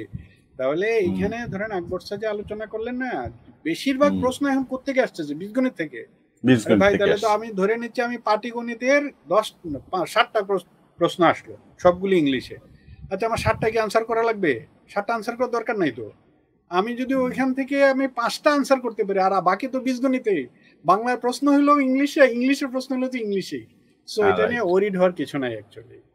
আর বাকি টুকটাক আমি স্টুডেন্টদেরকে বলবো, তারপরেও কিছু কিছু শব্দ যেমন ধরেন কর্ণ, বেশিরভাগ স্টুডেন্ট কর্ণের ইংলিশ জানে না। ডায়াগোনাল, এটা জাস্ট পড়ে গেলেই হইলো। এর কিছু শব্দ ধরেন এগুলা ম্যাথমেটিক্স বইয়ে বিভিন্ন জায়গায় সবগুলি টার্ম দেয়া আছে, ইভেন আমাদের লেকচার শিটেও দেয়া আছে। এই শব্দগুলি সে একটু রিভাইজ করে দেবে। চাপ ইংলিশ জানে না স্টুডেন্টরা, বাংলা পড়তে হতে চাপ মানে আর্ক, এটা পড়ে গেলেই কিন্তু আর ঝামেলা হয় না। চতুর্ভুজ, আমরা যখন ক্লাস নিছি চতুর্ভুজের ইংলিশ বেশিরভাগ স্টুডেন্ট বলতে পারে না, কিন্তু হয় বলে রেক্টেঙ্গেল, না বলে স্কোয়ার, না বলে প্যারালেলোগ্রাম। চতুর্ভুজের ইংলিশ হলো কোয়াড্রিলেটারাল। তার মানে স্যার এখানে কিছু আপনি যেটা বলছেন যে কিছু ম্যাথমেটিক্যাল টার্মের ইংরেজিটা আমাদের জেনে যাওয়া দরকার, জেনে গেলেই হয়ে যাচ্ছে। কারণ কয়েক মিনিটের বিষয়, এমনিতেই তো জানি, সিম্পল জানি কিন্তু। তারপরে ধরেন গতি, স্পিড, টাইম, ডিস্টেন্স, এগুলো তো আমরা যখন বাংলায় পড়াচ্ছি তারপরেও পাশাপাশি কিন্তু ইংলিশ শব্দগুলো কিন্তু আমরা ইউজ করতেছি। সো এটা নিয়ে আমার মনে হয় ওরিড হওয়ার কিছু নাই আর কি। আচ্ছা, ধন্যবাদ। কিন্তু যারা শুনছেন একটু খেয়াল করবেন, সেটা মেন্টাল এবিলিটি হোক অথবা গাণিতিক যুক্তি হোক, যেটাই করুক, আমাদের সম্মানিত দুইজন আলোচক যে টপিকগুলো বলছে এর ভিতরে কিন্তু প্রশ্নগুলো থাকবে। পরবর্তীতে দেখা গেল যে আচ্ছা আমরা মানে যেহেতু লাইভে আলোচনা করছি হঠাৎ করেই, কারণ সারাদিনই অনেক ব্যস্ততার মধ্যে আমি হঠাৎ করে বাসায় আসছি এবং লাইভে যুক্ত হয়েছি। আপনারা হয়তো আমার জন্য ওয়েটও করতেছিলেন অনেকক্ষণ, প্রায় 8-10 মিনিট পরে আমাদের লাইভ সেশনটা শুরু হয়েছে। তো সেক্ষেত্রে আমাদের একটা টপিক আর একটা আর কি যোগ করতে চাই এটার সাথে, সেটা হচ্ছে বাস্তব সংখ্যা, যেটা খুব গুরুত্বপূর্ণ একটা টপিক। হ্যাঁ, বাস্তব সংখ্যা থেকে আমাদের মৌলিক সংখ্যা থেকে যে নিচের কোনটি মৌলিক সংখ্যা, অথবা কয়েকটা সংখ্যা দিয়ে দিল বা এত থেকে এত এর মধ্যে কয়টা মৌলিক সংখ্যা আছে, একটা রেঞ্জ দিয়ে দিতে পারে। বা আমাদের এরকম প্রশ্ন হয়েছে যে ওই 10 থেকে 7 পর্যন্ত বা 10 থেকে 70 পর্যন্ত যে সকল মৌলিক সংখ্যা একক স্থানীয় সংখ্যা নয়, ওই সংখ্যাগুলোর যোগফল কত। তার মানে কিন্তু আর কি মৌলিক সংখ্যা রিলেটেড যে প্রশ্নগুলো হয়, মূলদ অমূলদ সংখ্যা, যে নিচের কোনটা মূলদ সংখ্যা অমূলদ সংখ্যা, এক্ষেত্রে একটা বিষয় অনেক ক্ষেত্রে ঝালনা হয়। হ্যাঁ, বৃহত্তম ক্ষুদ্রতম ভগ্নাংশ দিয়ে দেয়, যে কোন ভগ্নাংশটা আমাদের বৃহত্তম সংখ্যা, কোনটা ক্ষুদ্রতম সংখ্যা। তো এই বিষয়গুলো খুব মানে কমন একটা বিষয়, আমরা এগুলো প্রত্যেকেই জানি, যোগ বিয়োগ গুণ ভাগ। স্যার এখানে ওই আমরা ক্লাসেও দেখছি বা কোশ্চেনেও আছে, এখানে একটা ওই প্রশ্ন বারবারই আসে, কিন্তু এটা স্টুডেন্টরা খুব কনফিউশনে পড়ে যায়। এটা একটু ক্লিয়ার করে দেন। একটা হলো 1 থেকে 30 পর্যন্ত 1 ও 30-এর মধ্যে। এটা কিন্তু স্টুডেন্টরা একই কোশ্চেন মনে করে, কিন্তু কোশ্চেন কিন্তু ডিফারেন্ট, আলাদা কোশ্চেন। কিন্তু এই কথাটা 1 থেকে 30 পর্যন্ত আসে, কিন্তু 1 থেকে 30 পর্যন্ত, 1 থেকে 30 পর্যন্ত আমি ধরেন সংখ্যাটা অন্যদিকে নিয়ে যাই। 1 থেকে 31 পর্যন্ত, ধরেন 1 থেকে 31 পর্যন্ত মৌলিক সংখ্যা কয়টি? আরেকটা হলো 1 এবং 31-এর মধ্যে মৌলিক সংখ্যা কয়টি? প্রশ্ন এক না, কিন্তু দুইটা আলাদা আলাদা প্রশ্ন। 1 থেকে 31-এর মধ্যে, তখন কি আমি 1 নিব 31 নিব? আকবর স্যার 1 নিব 31 নিব কিনা? 1 থেকে 31-এর মধ্যে পর্যন্ত থাকলে আমার ওটা সহ, আর পর্যন্তটা উল্লেখ না থাকলে ওইটা হচ্ছে এই দুইটার মাঝেরটা। 1 এবং 31-এর মাঝে কয়টা? স্যার দেখেন 1 থেকে 31 পর্যন্ত, ওটার আনসার হলো 11। 1 থেকে 31 পর্যন্ত, তার মানে 31 হলে এটাও নিতে হবে। 1 থেকে পর্যন্ত গেলে মানে একদম পর্যন্ত যাবে। কিন্তু রাইট। স্টুডেন্টরা বেশিরভাগ করে কি ওই মাঝখানে ওই কথাটা খেয়াল করে না, খেয়াল না করে 1:31 দেখেই ওই আনসার করে দিচ্ছে, কিন্তু কিন্তু না, ওইটা আমাদের এটা পর্যন্ত একটা ভুল হ্যাঁ। প্রশ্ন, বাস্তব সংখ্যার এটা আসে। ম্যাথমেটিক্সে হ্যাঁ, এরকম আরো অনেক প্রশ্ন থাকে, যে প্রশ্নগুলো আমরা মানে অ্যান্সার করেও মানে সঠিক উত্তরের কাছাকাছি গিয়েও দেখা যায় যে পরীক্ষার হলের থেকে বাইরে বের হয়ে এসে দেখি যে আমার অ্যান্সারটা ভুল হয়েছে। এটা যেমন হচ্ছে যে আমরা প্রশ্নটা ভালোভাবে পড়ি না। যে আপনার এখানে বলে দিছে যে ক একটা কাজ এতদিনে করে, খ একটা কাজ এতদিনে করে, আমি জাস্ট একটা এক্সাম্পল দিচ্ছি। তাহলে আমরা নর্মালি অভ্যস্ত হচ্ছে যে ক ও খ একত্রে কাজটি কতদিনে করতে পারবে, কাজটি কতদিনে করতে পারবে।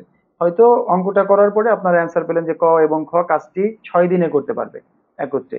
এই 6 দিন আমার উত্তরে দেওয়া আছে, এটার জন্য 6 দিন উত্তর, কিন্তু আমাকে হয়তো বলে দিল যে এই কাজটির অর্ধেক কতদিনে করতে পারবে। তো আপনাকে তো প্রথমে এই 6 দিন বের করতে হবে যে কাজটি কতদিনে করতে পারবে, 6 দিনে। কিন্তু উত্তর কিন্তু 6 দিনে না, আর আমাদের অপশনের একদম শুরুর দিকেই 6 থাকবে দেয়া আছে। 6 দিন, 6 দেওয়া আছে। এবং সে তো অঙ্ক করে গেছে, এবং সে প্রথমে হয়তো পড়েছে যে অর্ধেক করতে হবে, তার মেন্টালি সেট আপ ছিল যে আমাকে অর্ধেক বের করতে হবে। কিন্তু যখন 6 আসছে, উত্তরে 6 দেখছে, খুশি তো ওইটাই দাগিয়ে আসছে, পরে অর্ধেকের কথা ভুলে গেছে, বা দ্বিগুণ আমাদের পরিমাণ কাজ আমাদের তো কতদিনে করতে হবে। আমাদের তো এমনিতে ধৈর্য কম। হ্যাঁ, ধৈর্য কম, পরীক্ষার হলে সময়ও কম, ধৈর্যও কম, হ্যাঁ, সময় দুইটা কম, দিয়ে স্যার ধৈর্য কম। এখানে combined এখানে হয়ে যায়। আরেকটা জাস্ট একটু গুরুত্বপূর্ণ বিষয় হলো ওই যে যেহেতু সময় কম, ক্যালকুলেটর নাই, আমাকে তো জি। ওই আচ্ছা, এই তাড়াতাড়ি এই মাথার মধ্যে ক্যালকুলেটর নেই। ক্যালকুলেটরের বিষয়টা একটু স্যার দুজনে আমি একটু আমি আলোচনা জাস্ট হ্যাঁ। ওইটা টপিকটা ভুলে যাবো পরে। হুম, হুম, মানে বিভাজ্যতার যে নিয়ম, বিভাজ্য রুলস, এটা যেন স্টুডেন্টরা মানে এটা বারবার একটু প্র্যাকটিস করে যায়, মনে করে যায়। কারণ ওইখানে পরীক্ষার হলে বসে তো সে ভাগ করার সময় নাই, কিন্তু অনেক না। স্টুডেন্টরা তাড়াতাড়ি বললে 6 দিয়ে বিভাজ্য হয় কোন সংখ্যা, ওইটা তাড়াতাড়ি বলতে পারে না। যেমন ধরেন আমরা এই যে বাস্তব সংখ্যা বিষয় আসছে, তো এই হিসাবে ওই ব্যাপারটা মানে অন্যটার সাথে রিলেটেড, এই কারণে হ্যাঁ, আলোচনা এই করতেছি। রিলেটেড প্রশ্নগুলো হয় যে কোন ধরেন সংখ্যাটার ভাজকের 1 সংখ্যা থেকে সব থেকে 100 বেশি। পর্যন্ত এটা বেশিরভাগ স্টুডেন্ট মোটামুটি পারে। কোনগুলি ধরেন মৌলিক সংখ্যা, সবগুলি অড মানে বেজোড় সংখ্যাগুলো চিন্তা করলেই হয়ে যায়। 5 দিয়ে বিভাজ্য এগুলো বাদ দিলেই হয়ে যায়, 3 দিয়ে বিভাজ্য এগুলো বাদ দিলে হয়ে যায়। এইটা কিন্তু 100-র চেয়ে যখন বেশি হয় তখনই স্টুডেন্টরা কনফিউশনে পড়ে যায়। এখানে শুধুমাত্র যদি সিম্পল একটা টেকনিক মনে রাখে, তাহলে কিন্তু 100-র চেয়ে বড় সংখ্যাগুলি ইজিলি সে বের করতে পারবে। কি করবে, যে সংখ্যাটা থাকবে এখান থেকে 1 যোগ করবে অথবা 1 বিয়োগ করবে, বিয়োগ করে 6 দিয়ে এই সংখ্যাটা ভাগ যাবে কি যাবে না, শুধু এটা খেয়াল রাখবে, আর কিছু না। আবার বলতেছে খেয়াল করেন, সে ধরি একটা সংখ্যা, এটা থেকে 1 যোগ করবে অথবা 1 বিয়োগ করবে, বিয়োগ করে দেখবে এটা 6 দেওয়া ভাগ যাবে কিনা। তাহলে 6 দ্বারা বিভাজ্য হয় কোন সংখ্যা, 6 দ্বারা বিভাজ্য হয় কোন সংখ্যা, এটা করে কি স্টুডেন্টরা ভাগ করে দেখবে যে এটা 2 দেওয়া ভাগ যাবে, 3 দেওয়া ভাগ যাবে। আমি বলি যে ভাই দূর দিয়ে যাওয়ার দরকার কি, 2 দেও 3টা চিন্তা করো না, তুমি জোর বেজোর তো তুমি চেনো, তুমি আগে দেখবা সংখ্যাটা জোর হইতে হবে। কি হইতে হবে? জোর হইতে হবে, 3 দ্বারা বিভাজ্য হইতে হবে, জোর হইতে হবে 3 দ্বারা বিভাজ্য। এটা মানে কিন্তু 2 দেওয়া যাবে, 3 দেওয়া যাবে। তাহলে কথার কথা ধরি 101 এটা মৌলিক সংখ্যা হবে কিনা। আচ্ছা, 101 মৌলিক সংখ্যা হবে কিনা। 1 বিয়োগ করলে কত হয়? 100। 1 যোগ করলে কত হয়? 102। তাহলে দুইটাই তো জোড় সংখ্যা হইলো। এখন দেখি 6 দিয়ে ভাগ যায় কিনা, তাহলে তো আমি এটা চেক করলে তো হয়ে যাচ্ছে। যদি 6 দ্বারা ভাগ যায় আর যদি আমি এটা পূর্ণ সংখ্যা পাওয়া যায়, তাহলে নিশ্চিত এটা মৌলিক সংখ্যা হবে। সো এই টেকনিকটা মনে রাখলে কিন্তু 100-র বড় সংখ্যাগুলি ইজিলি সে আনসার করতে পারবে। দুই একটা এক্সেপশন আছে, ওই যেমন 143 এই নিয়মে হবে না। হ্যাঁ, ওই এক্সেপশনটা আর বিশেষে। হ্যাঁ জি বলেন।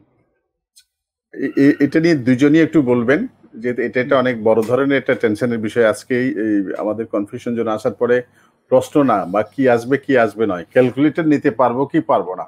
পাবলিক সার্ভিস কমিশনের নির্দেশনায় খুব সুনির্দিষ্টভাবে বলে দেওয়া হয়েছে ক্যালকুলেটর অ্যালাউড না এক্সাম হলে। সেক্ষেত্রে ক্যালকুলেটর ছাড়া যে এই যে নাম্বার বা বিভিন্ন কতগুলো অঙ্ক আছে, বা এখন আপনি যে অঙ্কের রেফারেন্স দিলেন, সেক্ষেত্রে ক্যালকুলেটর ইউজ না করে সময় বাঁচিয়ে কিভাবে অঙ্কগুলো করা যায়, মাহমুদ স্যারের পরামর্শ কি? আমরা একেবারে আলোচনার শেষ পর্যায়ে চলে এসেছি। স্যার আপনারা তো আবার ক্লাসে নিয়ে দিতে হবে তাহলে।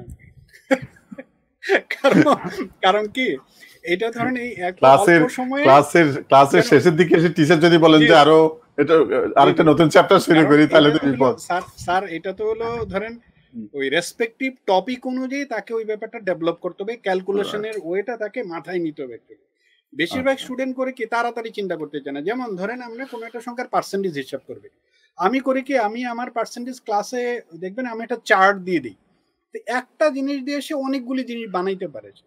এই টেকনিকগুলো যদি সে খেয়াল করে, তাহলে ধরেন জিরোওয়ালা সংখ্যা ধরি 20% অফ 50, ছোট সংখ্যা নিয়ে বলতেছি, এত সহজতর হয়তো থাকবে না। ধরেন 50-এর 20% কত, তাহলে 50-এর 20% এটা তো ক্যালকুলেটর লাগে না, 5 আর 2 গুণ করলেই হয়। কোনো একটা সংখ্যার হঠাৎ করে আসলো 300-এর 75% কত, স্টুডেন্ট যদি শুধু মনে রাখে 75% মানে হলো 4/3 তাহলে ওই সংখ্যাটা 4/3 করলেই তো হয়ে যায়। ধরেন কোথাও এরকম বললো যে একটা সংখ্যা থেকে 75% বাদ দেওয়ার কারণে সংখ্যাটা হলো 10, 75% বাদ দেওয়ার কারণে সংখ্যাটা হলো 10, এর মানে কি সে 4/3 বাদ দিয়ে দিচ্ছে, 4/1 আছে 10, তাহলে পুরো সংখ্যাটা 4 গুণ হবে, 40 হবে। সো বিষয়টা করতে হবে কি তাকে এইভাবে মানে ওই অঙ্কগুলো কত দ্রুত করা যায় ওই রিলেট করাটা তার জানতে হবে আর কি, আদারওয়াইজ সে আনসার করতে পারবে না। আর এখানে তো বিসিএস এ কিন্তু অনেক বড় ক্যালকুলেশনের কোনো অঙ্ক আসে না, ছোট ছোট ক্যালকুলেশনের কিন্তু অঙ্ক আসে। এটা ধরেন অন্যান্য পরীক্ষায় ব্যাংকে বা অন্য জায়গায় কিছুটা বড় কোয়েশ্চেন আসে, কিন্তু বিসিএস গুলাতে কিন্তু ক্যালকুলেশনগুলো ছোট ছোট ক্যালকুলেশনে কিন্তু থাকে, এত জটিল থাকে না, এক্সেপ্ট ঐকিক নিয়ম। ঐকিক নিয়মের একটু ধরেন কাটাকাটির বা একটা হিসাবের ব্যাপার থাকে। সো ওই আমি যেটা বারবার বলি, যদি পাটিগণিতের ক্ষেত্রে স্টুডেন্ট যদি তার কোন সংখ্যাকে কত দিয়ে ভাগ যায় এই ব্যাপারটা দ্রুত সে জানে, তাহলে কিন্তু তাড়াতাড়ি পারবে। যেমন ধরেন 5-এর বিভাজ্যতা, এটা তো চিন্তা করা লাগে না, আগে দেখবে এককে 0 আছে নাকি 5 আছে, শেষ, ওটা চিন্তা করা লাগবে না। 2-এরটা এটা বোঝা পূর্ণ মানে জোর সংখ্যা না হলে তো 2 দিয়ে ভাগ যাবেই না। 6-এরটা তো একটু আগে বলে দিছি আমি। সো এই ব্যাপারগুলো যদি স্টুডেন্টরা খেয়াল করে তাহলে তার ক্যালকুলেশন ওয়েটার জন্য তার সময় লাগবে না, কিন্তু অনেক দ্রুতই সে ক্যালকুলেট করে। আর আমার মানে আর এইখানে একটা মানে আমি কনফিডেন্টলি যেটা বলতেছি, স্টুডেন্টরা এটা ওরিড হওয়ার দরকার নাই, তারে এমন 100 সংখ্যা দিবে যে কোনো একটা সংখ্যা ধরেন হয়তো 7537 17 দিয়ে ভাগ করো, এরকম জটিল কিছু থাকবে না, ওই ছোট ছোট ভাগ থাকে, ছোট ছোট সংখ্যা থাকে। সো এই হিসেবে এটা ক্যালকুলেটর ছাড়াই আনসার করা যায়। বাকি আকবর স্যার কিছু বলবেন এই বিষয়টাতে? জি আচ্ছা, আকবর স্যার কিছু বলবেন? হ্যাঁ অবশ্যই। সেটা হচ্ছে যে আমি স্টুডেন্টদেরকে এটা বলে আশ্বস্ত করতে চাই যে আমাদের পাটিগণিতের ঐকিক নিয়মেরও যত বড় বড় অঙ্কগুলো আছে, মানে ঐকিক নিয়ম থেকে যে প্রশ্নগুলো বিসিএস এ আসে, কাজ, সময় বা বেগ, এই অঙ্কগুলো আমাদের পক্ষে 10 সেকেন্ডের মধ্যে করে ফেলানো সম্ভব, যেটা আমরা ক্লাসে অনেকবার আলোচনা করেছি, শিখিয়েছি, ইউটিউবে ভিডিও পর্যন্ত আপলোড করেছি এই টাইপের, মানে আমাদের এই ক্লাসগুলো বিশেষ করে। এবং শুধুমাত্র এটা আমি জাস্ট পাটিগণিতের সব থেকে কঠিন যে টপিকটা মনে করি সবাই, যে অঙ্কগুলোর প্রশ্নগুলো অনেক বড় বড় থাকে, এই প্রশ্নগুলোর অ্যান্সার করা অনেক সময়ের ব্যাপার, কারণ ঐকিক নিয়মে করে আসতে হয়। তো এই অঙ্কগুলো 10 সেকেন্ডে করা সম্ভব। আদার্স যে অঙ্কগুলো আছে প্রায় প্রত্যেকটা অঙ্কেরই আমাদের শর্টকাট টেকনিক গুলো আছে। তো এখন এই শেষ মুহূর্তে এসে 1 দিন 2 দিনে তো আর এই সব মানে স্যার যেটা বললেন যে শেষ মুহূর্তে এসে তো আর ক্লাস নিয়ে এগুলো শেখানো সম্ভব না। তো আপনারা 43তম বিসিএস দিয়ে আসেন, ইনশাল্লাহ 44তম বিসিএস দেওয়ার আগে অবশ্যই আমাদের শরণাপন্ন হবেন। আমরা আপনাদেরকে অবশ্যই সমস্ত শর্ট টেকনিক গুলো দেখিয়ে দিব, যাতে করে আপনারা পরবর্তীতে 44তম বিসিএস এ অল্প সময়ের মধ্যে শর্ট টেকনিক ইউজ করে অঙ্কগুলো সমাধান করে আসতে পারেন, যে ক্ষেত্রে আপনার ক্যালকুলেটর না থাকলেও কোনো প্রবলেম হবে না ইনশাল্লাহ। অনেক ধন্যবাদ। আজকে আমরা দুইটা আলোচনা গেছে, দুইটা না আসলে ইনফ্যাক্ট আমরা সন্ধ্যার সেশনটাতে বাংলাদেশ, আন্তর্জাতিক, সাথে ভূগোলটাও টাচ করার চেষ্টা করেছি। এখন আমরা গাণিতিক যুক্তি এবং মানসিক দক্ষতা এই দুটো বিষয় নিয়ে কথা বললাম। আমাদের সাথে যারা ছিলেন তাদেরকে সবাইকে শুভেচ্ছা, বিশেষ করে সংযুক্ত আরব আমিরাত থেকে আমাদের সম্মানিত মাহমুদুল আলম স্যার, এবং নিজের অফিসিয়াল একটা শিডিউল থাকার পরেও আলী আকবর স্যার যেভাবে সময়টা ম্যানেজ করেছেন আমাদের পরীক্ষার্থীদের কথা চিন্তা করে, সেই জন্য তাদের দুজনের প্রতি আমাদের বিশেষ কৃতজ্ঞতা। আমরা আশা করি যে স্যাররা যে গাইডলাইন দিয়েছেন সেগুলো আপনারা একটু মাথায় রাখবেন, প্রয়োজনে এই সেশনটা আপনারা আবার শুনবেন, বারবার শুনবেন। এরপর পরীক্ষার হলের জন্য আর মাত্র তো 3টা দিন, মঙ্গল, বুধ, বৃহস্পতিবার 3টা দিন, এরপরে চতুর্থ দিনই হচ্ছে আপনার পরীক্ষা। গতকাল পরশুদিন যেটা বলেছিলাম আবারও সেটাই বলছি, আপনারা এই মঙ্গল, বুধ, বৃহস্পতিবার এই 3টা দিন ঠিক সকাল 10টায় পরিপূর্ণ প্রস্তুতি নিয়ে 3টি মডেল টেস্ট প্র্যাকটিস করবেন। অন্যান্য সময় তো করবেনই, সকাল 10টা থেকে শুরু করে টাইম ফ্রেমের মধ্যে রেখে পাবলিক সার্ভিস কমিশনের নির্দেশনাগুলো মাথায় রেখে আপনার 3 দিনে 3টা অঙ্ক বিশেষভাবে করবেন। তো আপনাদের সবার জন্য শুভেচ্ছা। Please please Akbar sir. আচ্ছা, সেটা হচ্ছে যে যেহেতু মাত্র 3 দিন সময় আছে, আপনারা সব সাবজেক্টই দেখবেন। যেহেতু আমার সাবজেক্ট হচ্ছে ম্যাথ এবং মেন্টাল এবিলিটি, তো এই সাবজেক্টে আপনাদের সাথে কখনো বেইমানি করবে না। আপনি হয়তো 2000 সাধারণ জ্ঞান পড়ে গেলে 2টা প্রশ্ন কমন পড়বে কিনা নিশ্চয়তা নাই, বাট আপনি যদি আমাদের আজকে যে টপিকগুলো বললাম এই প্রত্যেকটা টপিক থেকে অন্তত 5টা করে অঙ্কও দেখে যান, ইনশাল্লাহ এই 5টা করে অঙ্ক দেখে গেলেও সবগুলো টপিক থেকে আপনারা 15-20টা অঙ্কের কিন্তু অ্যান্সার করে আসতে পারবেন। তো সিদ্ধান্ত আপনার, পরীক্ষা দিবেন আপনি। আমার মনে হয় যে আপনারা আদার সাবজেক্ট প্রিপারেশন অবশ্যই নেবেন, তবে যেই সাবজেক্টটাতে ফোকাস বেশি দিলে আপনার মার্ক কম সময় দিয়ে মার্ক বেশি তুলতে পারবেন, ভালো আসবে, সেটা অবশ্যই মানে প্রত্যেকেই নিজের ভালোটা বোঝেন। তো এই জন্য আপনাদের প্রতি সাজেশন থাকবে যে আপনারা অবশ্যই এই 3 দিনে একটু বেশি ম্যাথ করার চেষ্টা করবেন, বেশি বেশি, যাতে করে আপনারা পরীক্ষার হলে ভালো করতে পারেন। Thank you. ম্যাথস করলে তো ব্রেন খুলবে, ব্রেন খুলে সব সাবজেক্টের জন্যই ভালো হবে। আসলে এটা একটা ভালো। আপনাদের দুজনের প্রতি আবারও কৃতজ্ঞতা জানাচ্ছি। আমরা আমাদের আজকে কনফিউশন জোন গাণিতিক যুক্তি ও মানসিক দক্ষতা এখানেই শেষ করছি। সবাই ভালো থাকবেন। আল্লাহ হাফেজ।